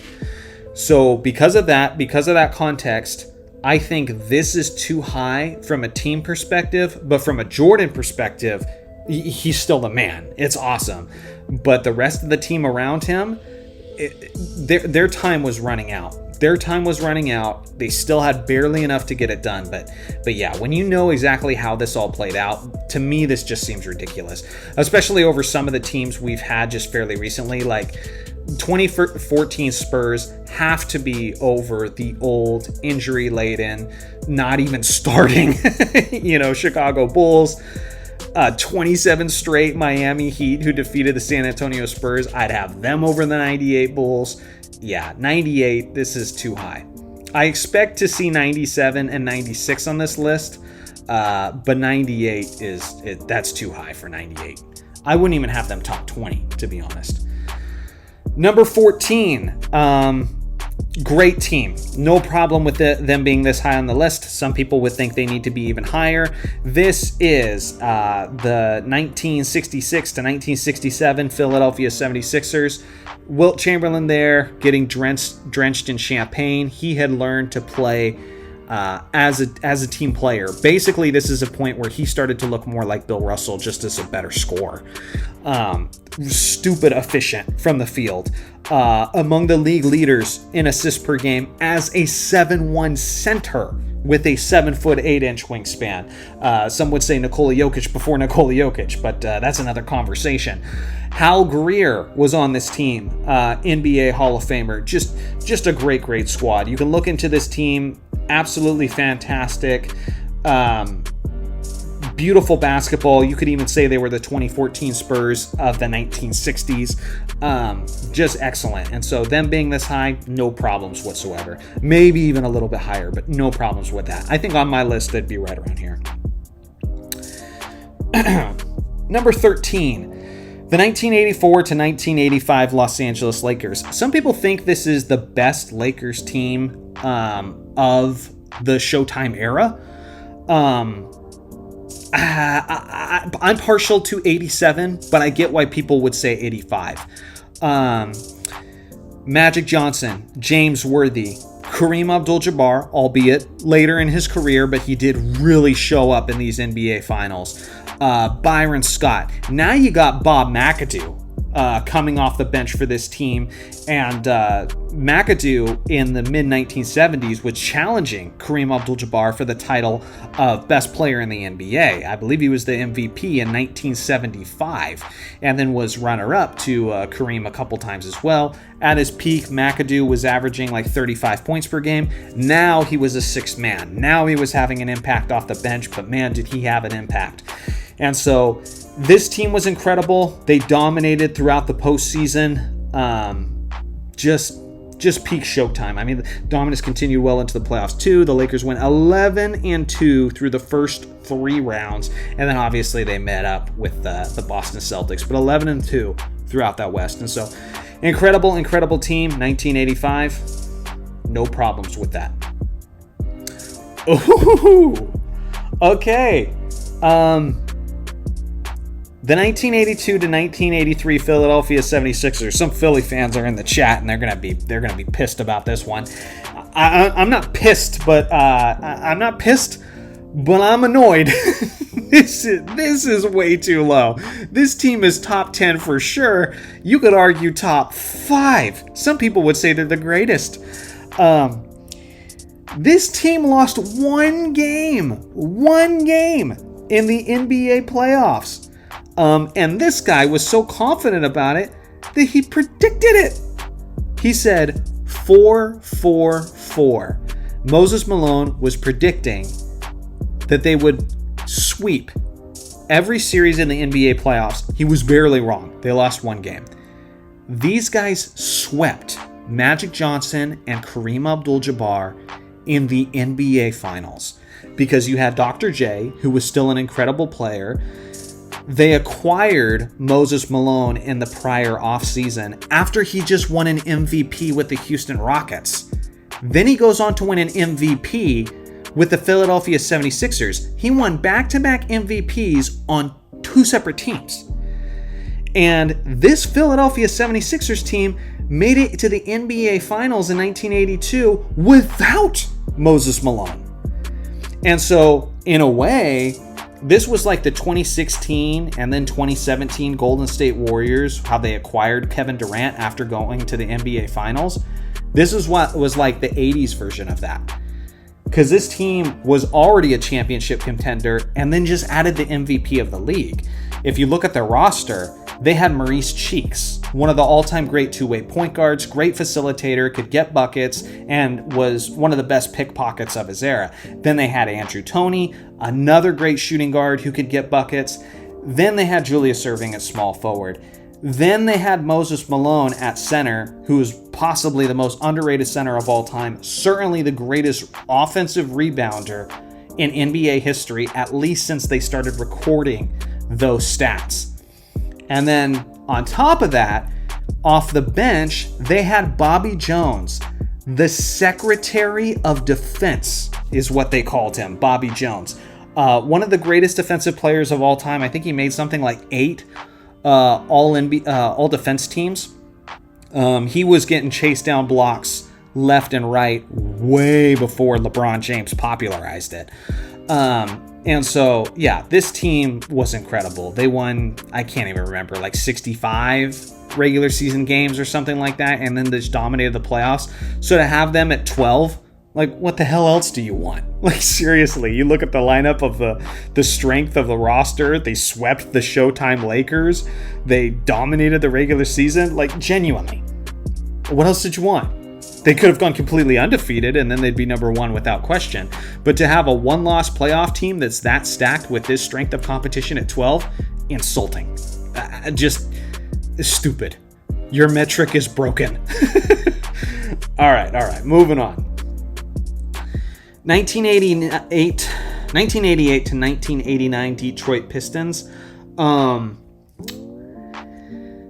This Pistons team, some can make the argument that they're the deepest team in NBA history. Genuinely, you could make the argument. I talked about this team when I talked about 90. They had Mark Aguirre. It was like middle of the season. They traded Adrian Dantley for Mark Aguirre just as a better fit, better team player, that sort of thing. But Mark Aguirre was averaging 26, 27 points per game with the Mavericks before he joined the Pistons. So now you got him in the small forward position to go along with the best backcourt at the time in Isaiah Thomas and Joe Dumars. Now you have both Rick Mahorn and Bill Laimbeer holding down the paint, doing like the Jordan rules and punishing dudes who ever get to the painted area.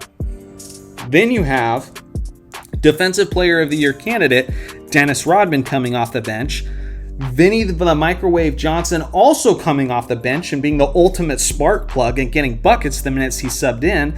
And then as your third string big man, not necessarily your third string, but your third big man on the team coming off the bench is James Edwards, who was also a great player and sometimes during these playoffs actually led the team in scoring. So this team was stupid deep. And, I'm starting to realize just how many great teams there's been in every NBA history. I can't say this many teams can all need to move up. This team definitely needs to be higher. The 82-83 Philadelphia 76ers, but so do the Pistons. I think they need to be a little bit higher too. I'm expecting to see some shocking teams in the top 10. Some teams that I'm like, how in the world do you put them in the top 10? Because if you have the one-loss 76ers at 12, and then arguably the deepest team in NBA history, one of the all-time great defensive teams, who did sweep the Showtime Lakers, albeit Magic Johnson did hurt his hamstring in Game 2, but still, you had to get through, some great Eastern Conference teams like the Chicago Bulls and Boston Celtics. Yeah, to have these two guys right on the cusp of being in the top 10 but not in, that's crazy. That's crazy. Oh, come on. Are you serious? The 14-15 Golden State Warriors. I don't want to crap on this team. They're a great team. They won 67 games throughout the regular season. Steph Curry was the MVP, but he was averaging like 23 points per game. This was not 2016 or even beyond Steph Curry. 2016 was the real moment where Steph was like, okay, is this dude the face of the league? That's what we were asking for a short period of time in 2016 before LeBron ended up beating them in the NBA Finals. But Steph wasn't quite that level yet. There were still levels that he had to reach. Much younger Klay Thompson, much younger Draymond Green. Obviously, Andre Iguodala goes on to win the Finals MVP, which again, I think really should have gone to Steph. This team did win 67 games in the regular season. So, for sure. Great team. They lost 5 games in the playoffs, so they had a great playoff run. But then you look at the finals. Going up against the Cleveland Cavaliers. Did they beat LeBron and the Cavs? Yeah, they beat LeBron and Matthew Dellavedova.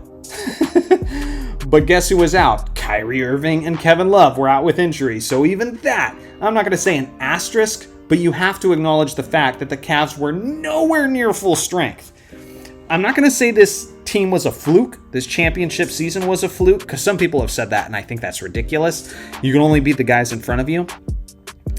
But top 10 is too high for a Golden State team that, yes, won the championship, but are definitely not at their peak yet. This is too high. Again, the 83 76ers, when you consider their overall talent and how they performed in the playoffs, they are way higher. They should be way higher than this 2015 Golden State Warriors team.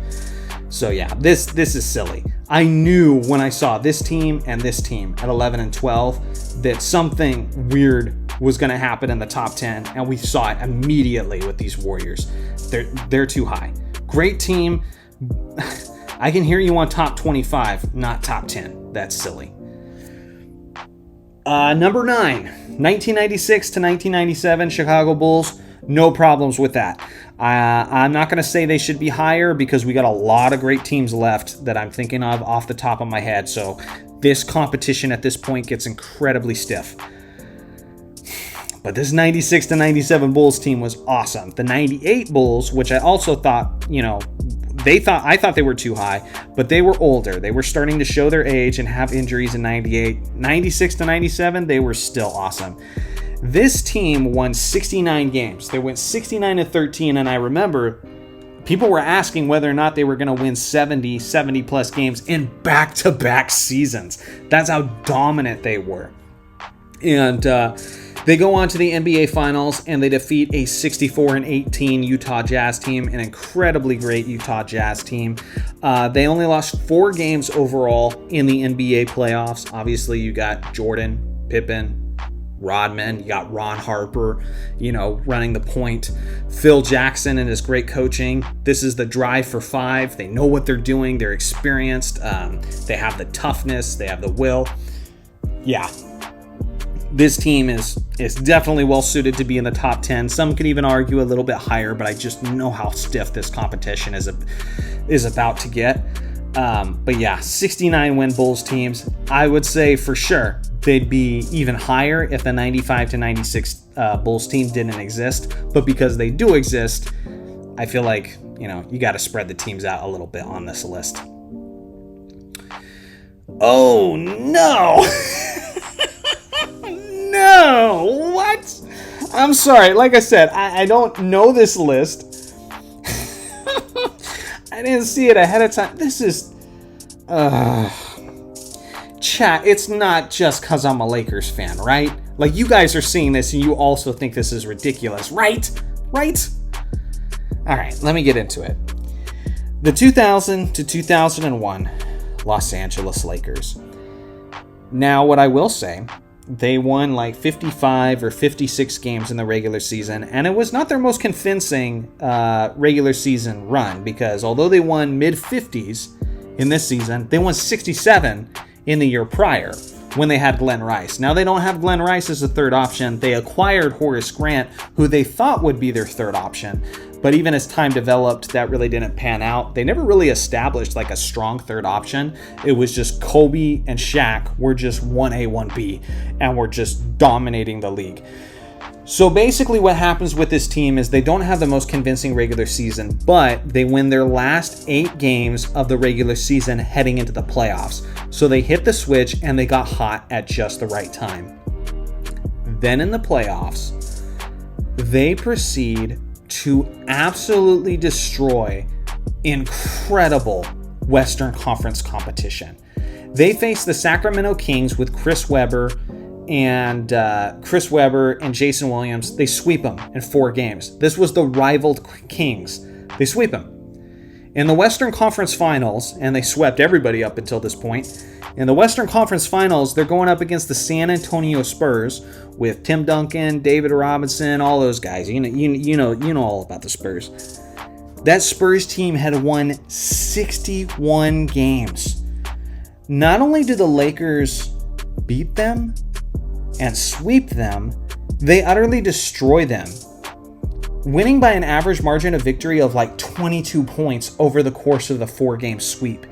It was ugly. And throughout these West playoffs, Shaq is averaging 30 and Kobe's averaging 30. They're like taking turns, man. They're like alternating. Shaq scores 44 and 20 rebounds, and then Kobe drops 48 and 16 rebounds.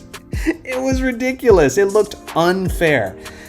This team proceeded to go 15-1 in the NBA playoffs. Arguably the most impressive playoff run in NBA history. I genuinely think it is. When you look at the competition and who they faced and who they were sweeping, yeah, I think this was the most impressive playoff run in NBA history. Now, does that make them the greatest team overall? That's an argument, because they didn't dominate on the same level throughout the regular season. The only game they lost was Game 1 of the NBA Finals, where Allen Iverson, the MVP of the league, dropped 48 points. And Allen Iverson since has been immortalized for that iconic performance because he won one game. Because he won one game against these otherwise undefeated Lakers in the NBA playoffs. That's what it took to take one close game from this Lakers team that had probably the greatest 1-2 punch. If you're looking at a single season, the greatest 1-2 punch in NBA history, because Shaq was 1A, Kobe was 1B, or vice versa. Kobe was 1A, Shaq was 1B. I'm telling you, Shaq was the MVP of the finals when he destroyed the Defensive Player of the Year into Dikembe Mutombo. But Kobe was killing it throughout those West playoffs. Kobe was killing it. And what was the funny thing is, the narrative throughout this season is who's going to step up and be that third guy for the Lakers. Is it going to be Robert Horry? Is it going to be Derek Fisher? Is it going to be Horace Grant? Turns out they didn't need him. They just need Shaq and Kobe to do their thing at a historic level. So to have this team, a team that dominant, with that level of competition at 8, you're crazy. This metric is so stupid. It's so broken. Derek Fisher, to his credit too, he was hitting something like 52% of his threes throughout the entirety of the playoffs. So he was sniping that entire time too. It was Shaq down low, an array of shooters on the perimeter with like Ori, Rick Fox, Derek Fisher, and then Kobe just being Kobe. So, yeah. 8 is way too low, disrespectful, ignorant, just dumb. It's just dumb, plain and simple. 86 to 87, Los Angeles Lakers. Another great Lakers team. This is usually the debate right here, is which Lakers team is the greatest team of all time. Actually, there's one other team added to that debate. It's either the 2001 Lakers for their playoff dominance. It's either the 1987 Los Angeles Lakers for their all-around dominance, or the 1972 Lakers, which I guess that's what Bleacher Report is going to have as the greatest Laker team of all time, is the 1972 Lakers, because there's no way they're not in the top 50. They have to still be on this list. But right now we're focusing on the 87 Lakers. Incredible team. I can't remember if they went 67-15 or 65-17. My dyslexia is stepping in, so I can't remember. But they only lost 3 games throughout the playoffs.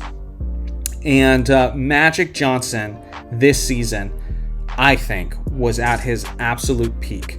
Magic had never been better than he was at this point. And right here, this season, he won the first of 3 league MVPs. The fact that he didn't win his first till 87 is kind of crazy. But he won the first of his 3 league MVPs behind a 65-17 record and averages of 24 points, 12.2 assists, and 6 rebounds. Listen, if you're averaging 12 assists and you're putting up 24 points per game on top of that, guys who average 12 assists usually average 13, 14 points per game. Magic's giving you 24 while getting 12 assists per game. And in the finals against Larry Bird and the Celtics, who they beat in 6 games, it was even better. He was getting like 26 points per game. And then obviously you guys remember that iconic baby hook shot that he won game 4 with. And so Magic went on to be the finals MVP. Just an amazing team for several reasons. You got Magic, you got an older Kareem who's still getting it done. Michael Cooper. Michael Cooper was apparently the best wing defender in the entire league this year because he won the Defensive Player of the Year award. You had Byron Scott running the fast break. You had James Worthy, Big Game James, doing his Statue of Liberty dunks. The perfect transition running mate to go alongside of Magic Johnson. This team was incredible, man. This team was absolutely awesome, and they did it both in the regular season and in the playoffs.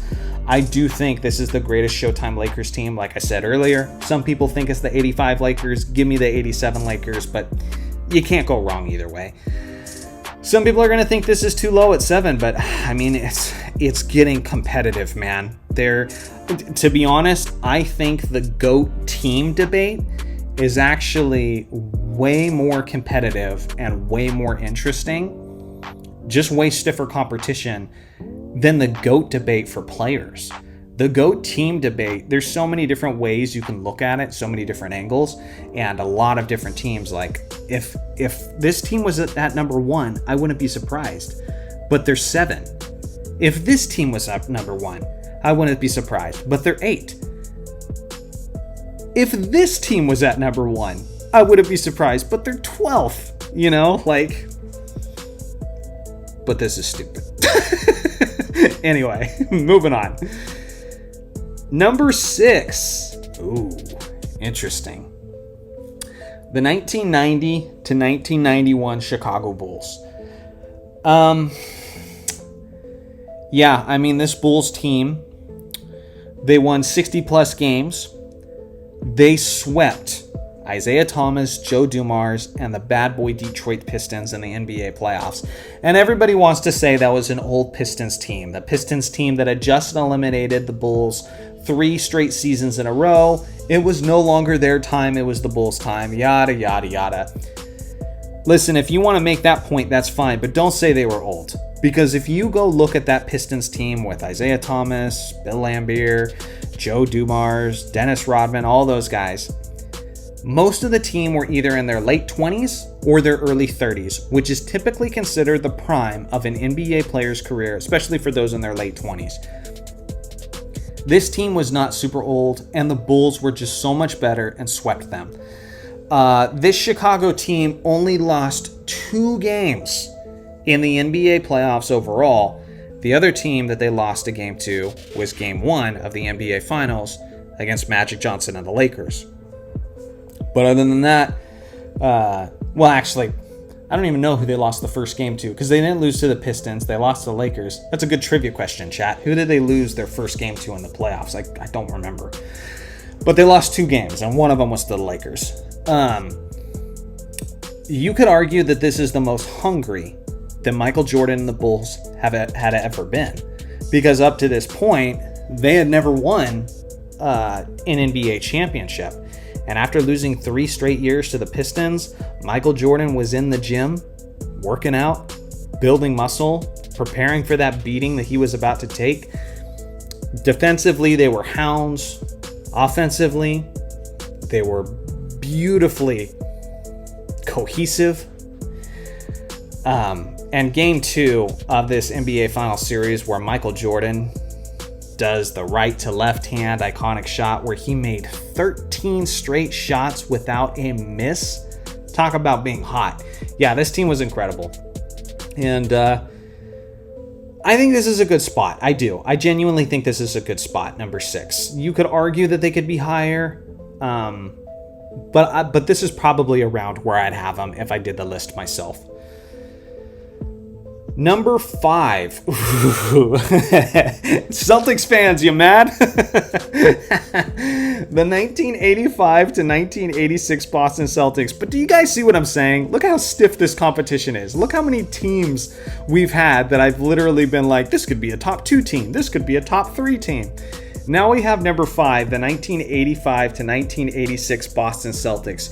You got prime Larry Bird. You got Dennis Johnson running the point, who is just a great two-way player, one of the best perimeter defenders in the league. You got Danny Ainge being a pest. I hated Danny Ainge, man. He knew how to get under your skin, and one of the original floppers. I couldn't stand Danny Ainge. Then you have Kevin McHale, who's now a full-time starter, putting up monstrous numbers for this team. Robert Parrish is still extremely effective. And coming off the bench as the 6th Man of the Year winner is one of the greatest players of all time, given this is the twilight of his career, still very impactful in his limited minutes, Bill Walton. This guy was the 6th Man of the Year winner. One of the greatest ball movement teams of all time. I think when people think of the teams that move the ball the best, the conversation is between the 2014 Spurs and the 1986 Celtics. And that's it. There's other great teams who worked well as a unit, who moved the ball beautifully, but I think it's pretty clear that they were the 2 best. And so, yeah, this team was absolutely incredible. They only lost 3 games in the NBA playoffs. I mean, what more needs to be said? I don't know. I understand how difficult it is to finish out this top 5 and how much strength there is in this remaining top 5. But I think a lot of people, especially Celtics fans, are going to see this and say WTF. Like, these guys should be higher. Some people are going to have these guys at 1. And to have them at 5, I'm looking forward to the reaction in the comments. Because even though I'm a Lakers fan, I actually have a lot of Boston Celtics fans who sub to my channel. So we'll see what they have to say about this. Number 4, the 1971 to 1972 Los Angeles Lakers. This Lakers team was due. They were due. When they first assembled, Jerry West, Wilt Chamberlain, and Elgin Baylor, people were calling them a super team. But they didn't win in 1970. They didn't win in 1969. They didn't win in 69. They didn't win in 70. And they didn't win in 71. Then in 1972, they bring in Bill Sharman who was a Hall of Famer and who was a legend for the Boston Celtics, a team that Wilt Chamberlain had to compete against. But Bill Sharman knew how to be a part of a winning team. So he comes in, coaches this team, and is preaching fast-paced basketball. He wants this team to run, to be a transition squad. Well, something happens early in the regular season. Elgin Baylor goes down with an injury. He was in his high 30s at this point. So after playing 8 games of the regular season and having horrible knee problems, Elgin Baylor decides to retire. Now, what's interesting is Elgin Baylor is one of the greatest players of all time, but this team got better in Elgin Baylor's absence. So it's almost like the kind of play that they were trying to embrace was better suited without their slightly ball-dominant veteran player. And so on this squad, you had Jerry West now moving to the point guard position, being among the league leaders in assists while still scoring around 25 points per game. At the 2 spot, the shooting guard position, is Gil Goodrich, one of the greatest underrated shooting guards of all time. Now Wilt Chamberlain is embracing his role as a rim protector, a rebounder, and an outlet passer. And he's starting the transition plays. So he blocks a shot, gets the rebound, tosses it out to one of his guards, and let them make plays. And it worked beautifully to perfection. This team goes on to win an NBA record 33 straight regular season games. And I don't think that record's going down anytime soon.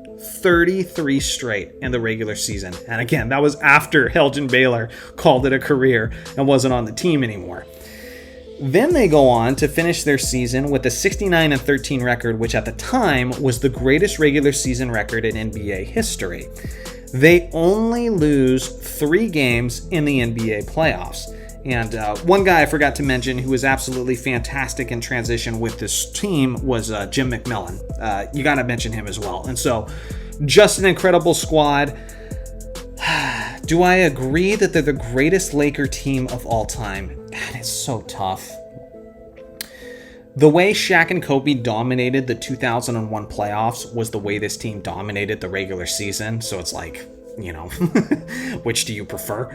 What do you go with? But both teams ended up winning the championship, and then you got the 87 Showtime Lakers. It is so hard to pick. So I don't know. I'll make my decision when I make my top 50 teams of all time. But personally, I don't hate seeing them be this high. They could probably be, I would say, 1 spot higher. I could foresee them being number 3, and I'd have no problem with that. I think 2 or 1 is probably a little too high for this team. And I'll get into that as we get into the very top of this list. But yeah, I got no problem with this group being ranked this high. This team was incredible. Oh, wow. Okay, I knew with as many teams as I was saying were too high, there was at least going to be a couple that I was like going to be surprised were as high as they were. One of them definitely was the 2014 to 2015 Golden State Warriors, which were ranked 10th. Now, this team was incredible. The 1970 to 1971 Milwaukee Bucks. I don't know if they're top 3. I don't know if they're top 3 incredible. It's so tough. Okay, so let me make my case for this team. The 1970 to 71 Milwaukee Bucks had Kareem Abdul-Jabbar arguably at his peak. I mean, straight out of college, Kareem was an all-time great. And so, I mean, I think he had a really early prime of his career. If you look at the numbers he was putting up between his scoring, his rebounding, they weren't keeping blocks at this point of his career just yet, but I'm sure that was astronomically high as well, because as soon as you hit like 1973, 1974, he's averaging around 4 blocks per game. So Kareem is an amazing two-way force with his unstoppable skyhook shot. And at this point, he's Lou Alcindor, but we'll call him Kareem Abdul-Jabbar out of respect. And so this is Kareem just dominating. But now on his team, he's got Oscar Robertson, one of the greatest point guards of all time. And again, Oscar was a little bit older at this point of his career.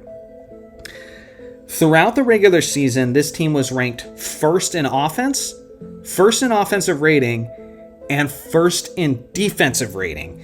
That is a very, very rare thing in the NBA. Only a few teams can make that claim that they were the best team in the league offensively and the best team statistically defensively.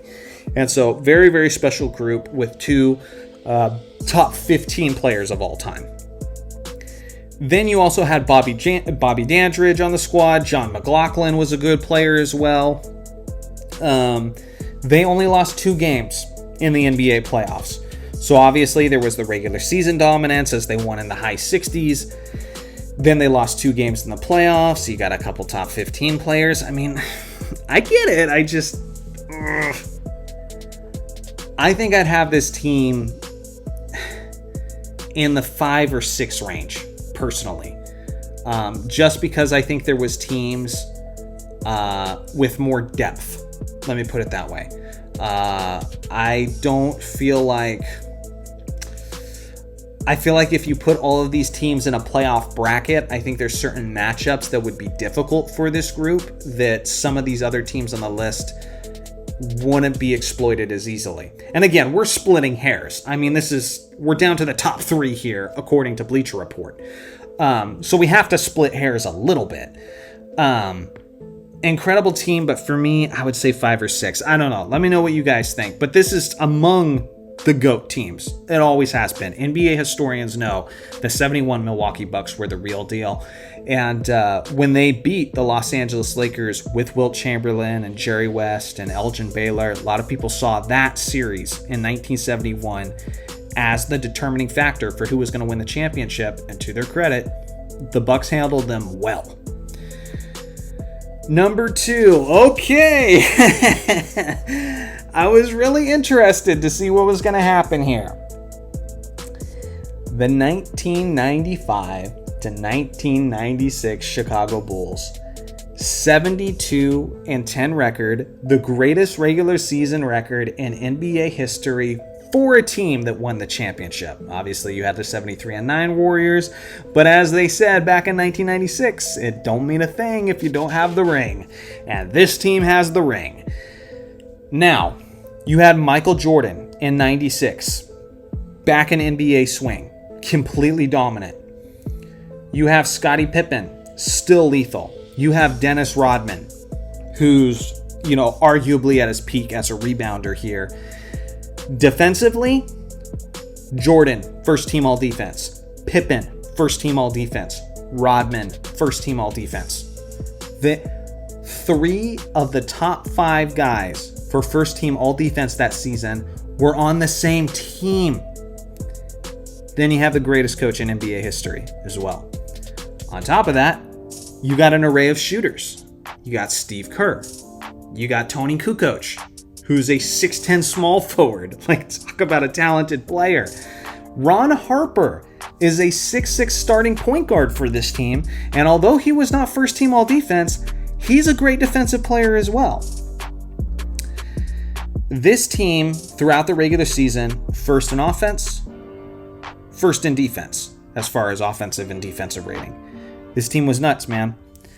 On top of that, they dominated the playoffs for the most part. They got up 3-0 versus the Seattle Supersonics, got comfortable, maybe took their foot off the gas a little bit, lost 2 games, and then closed them out in 6. But based on their perimeter defense, based on the fact that they have the greatest player of all time and the greatest coach, and they had done it many times before, and their 72-10 record, to me, this is the greatest team of all time. I would have this team at number 1. I know who is going to be at number 1, and I don't necessarily have a huge problem with it. But for me, this is the greatest team of all time. Because they just had it all, man. And they could play in any era. They could play at any style. And you have the ultimate closer. And you have a genius running it all. I mean, just dominant. So, give me the Bulls at number 1. Number 2, I know why they're number 2. And here's why. The 2016 to 2017 Golden State Warriors. And I will say this. Although I would personally have the Bulls, the 95 to 96 Bulls number 1, I don't hate the 2016 to 2017 Golden State Warriors number one. Here's why. They were a 73-9 team before Kevin Durant joined them. And the spot Kevin Durant got plugged into was a spot where Harrison Barnes was, who was throwing up bricks throughout the 2016 NBA playoffs. Now they plug in Kevin Durant and he fits in seamlessly. You have two of the top 5 greatest shooters in NBA history on this team, and Steph Curry and Klay Thompson. And then you also have KD on the perimeter. Jerry West helped recruit Kevin Durant. And part of his recruitment pitch for these Warriors was, imagine how open you're going to be on the perimeter with Steph Curry and Klay Thompson. When I watched the first regular season game of the 2016 to 2017 Warriors, that's what I saw. My jaw hit the floor at how open some of these guys were getting because you couldn't defend them all. And then you had Draymond Green, a Defensive Player of the Year candidate year in and year out at the power forward spot, who could get hot in his own right at times. So this team wasn't fair. If you go back and look at when, at my social media pages, at my Facebook page, when Kevin Durant joined this team, I immediately said, congratulations to the 2017 NBA champions, the Golden State Warriors, because it was that obvious. I'm not bragging. I think a lot of us said that. It seemed unfair. How does a recent MVP winner who almost beat this team the year prior joins a 73-9 team at the exact spot they're weakest? It didn't seem fair. So for me, I think the decision is between the 16 to 17 Warriors or the 95 to 96 Bulls. I know there's going to be a lot of people with cases for the 86 Celtics or the 01 Lakers, or, even the 72 Lakers. I get it. There's other arguments to be had. But based on how stacked and how unfair this team was, how difficult they were to defend, and this team, how they had the greatest of several different aspects. Greatest defender, greatest rebounder, arguably, like he's in the argument for those. Scottie Pippen, greatest Robin in NBA history, arguably. Phil Jackson, greatest coach in NBA history, arguably. And Michael Jordan, greatest player of all time, all on the team. And the funny thing about this Warriors team is we'll never get this hypothetical matchup because, at least for now, time travel isn't possible. But if time travel ever becomes possible, the first thing I'll do is pit this team against this team. Because if there's any team that is well equipped to stop the 2016 to 2017 Golden State Warriors, it's the 95 to 96 Chicago Bulls. Because exactly where they're strong is exactly where this team is strong defensively. You've got a 6'6" great defender in Ron Harper at point guard. You've got Klay Thompson as shooting guard. I assume MJ's going to take Steph. But then you could put, Pippen on Kevin Durant. You could put Ron Harper on Klay Thompson. Then you got Rodman versus Draymond Green. Obviously, you're going to have Steve Kerr as a player and Steve Kerr as a coach going against each other. So that's amazing. But yeah, what an amazing matchup between these top two. Again, I like these top two. I agree with these top two. I just flip them. 95 to 96 Bulls are number one for me. But who was number one for you? Kind of crazy. I've been rambling at this point for almost 2 hours and 10 minutes. So if you made it to the end of this, thank you so much. Let me know what you think of these videos. I was a little bit nervous about this one. I knew I was going to be talking about it for a while. This isn't really a viral moment. This was an article from Bleacher Report that's, 5 years old. But based on how you guys responded to the players one, I thought I'd do the coaches one as well. And I'm really, really curious to see what you guys think about, not the coaches one, the teams one. Man, I've been talking for 2 hours here, so sorry. I'm mixing up my words and stuff. But I hope you guys enjoyed this, and please let me know below if you did. I'm sure I'm going to get tons of people who are very upset in the comment section. And honestly, I could see a list far different from this one and far different from mine and not hate it, because there are so many teams that are incredible here that I can make a case for. Like if you told me make a case for the 87 Lakers as the greatest team of all time, I could do it. And I can make a pitch that would at least be somewhat convincing. If you told me to do it for the 91 Bulls, I could do it. If you told me to do it for the 86 Celtics, absolutely. 72 Lakers, absolutely. You could go even further down. Again, I think the biggest, most disrespectful one on this list is this one right here. 4-4-4. They lose one game in the playoffs. They go to the finals, and then they add an MVP and just sweep the Showtime Lakers, and you put them at 12. Anyway. Just ridiculous. So let me know what you guys think in the comment section below. But I had a lot of fun with this. I hope you guys did too. So anyway, let me know what other lists you'd like me to react to with these type of videos, because if this is something you'd enjoy, it is something I'm open to doing later on. So anyway, you guys have got plenty of things to respond to, but thanks for watching as always. Make sure to like and subscribe for more basketball content, and I'll see you guys in the next video.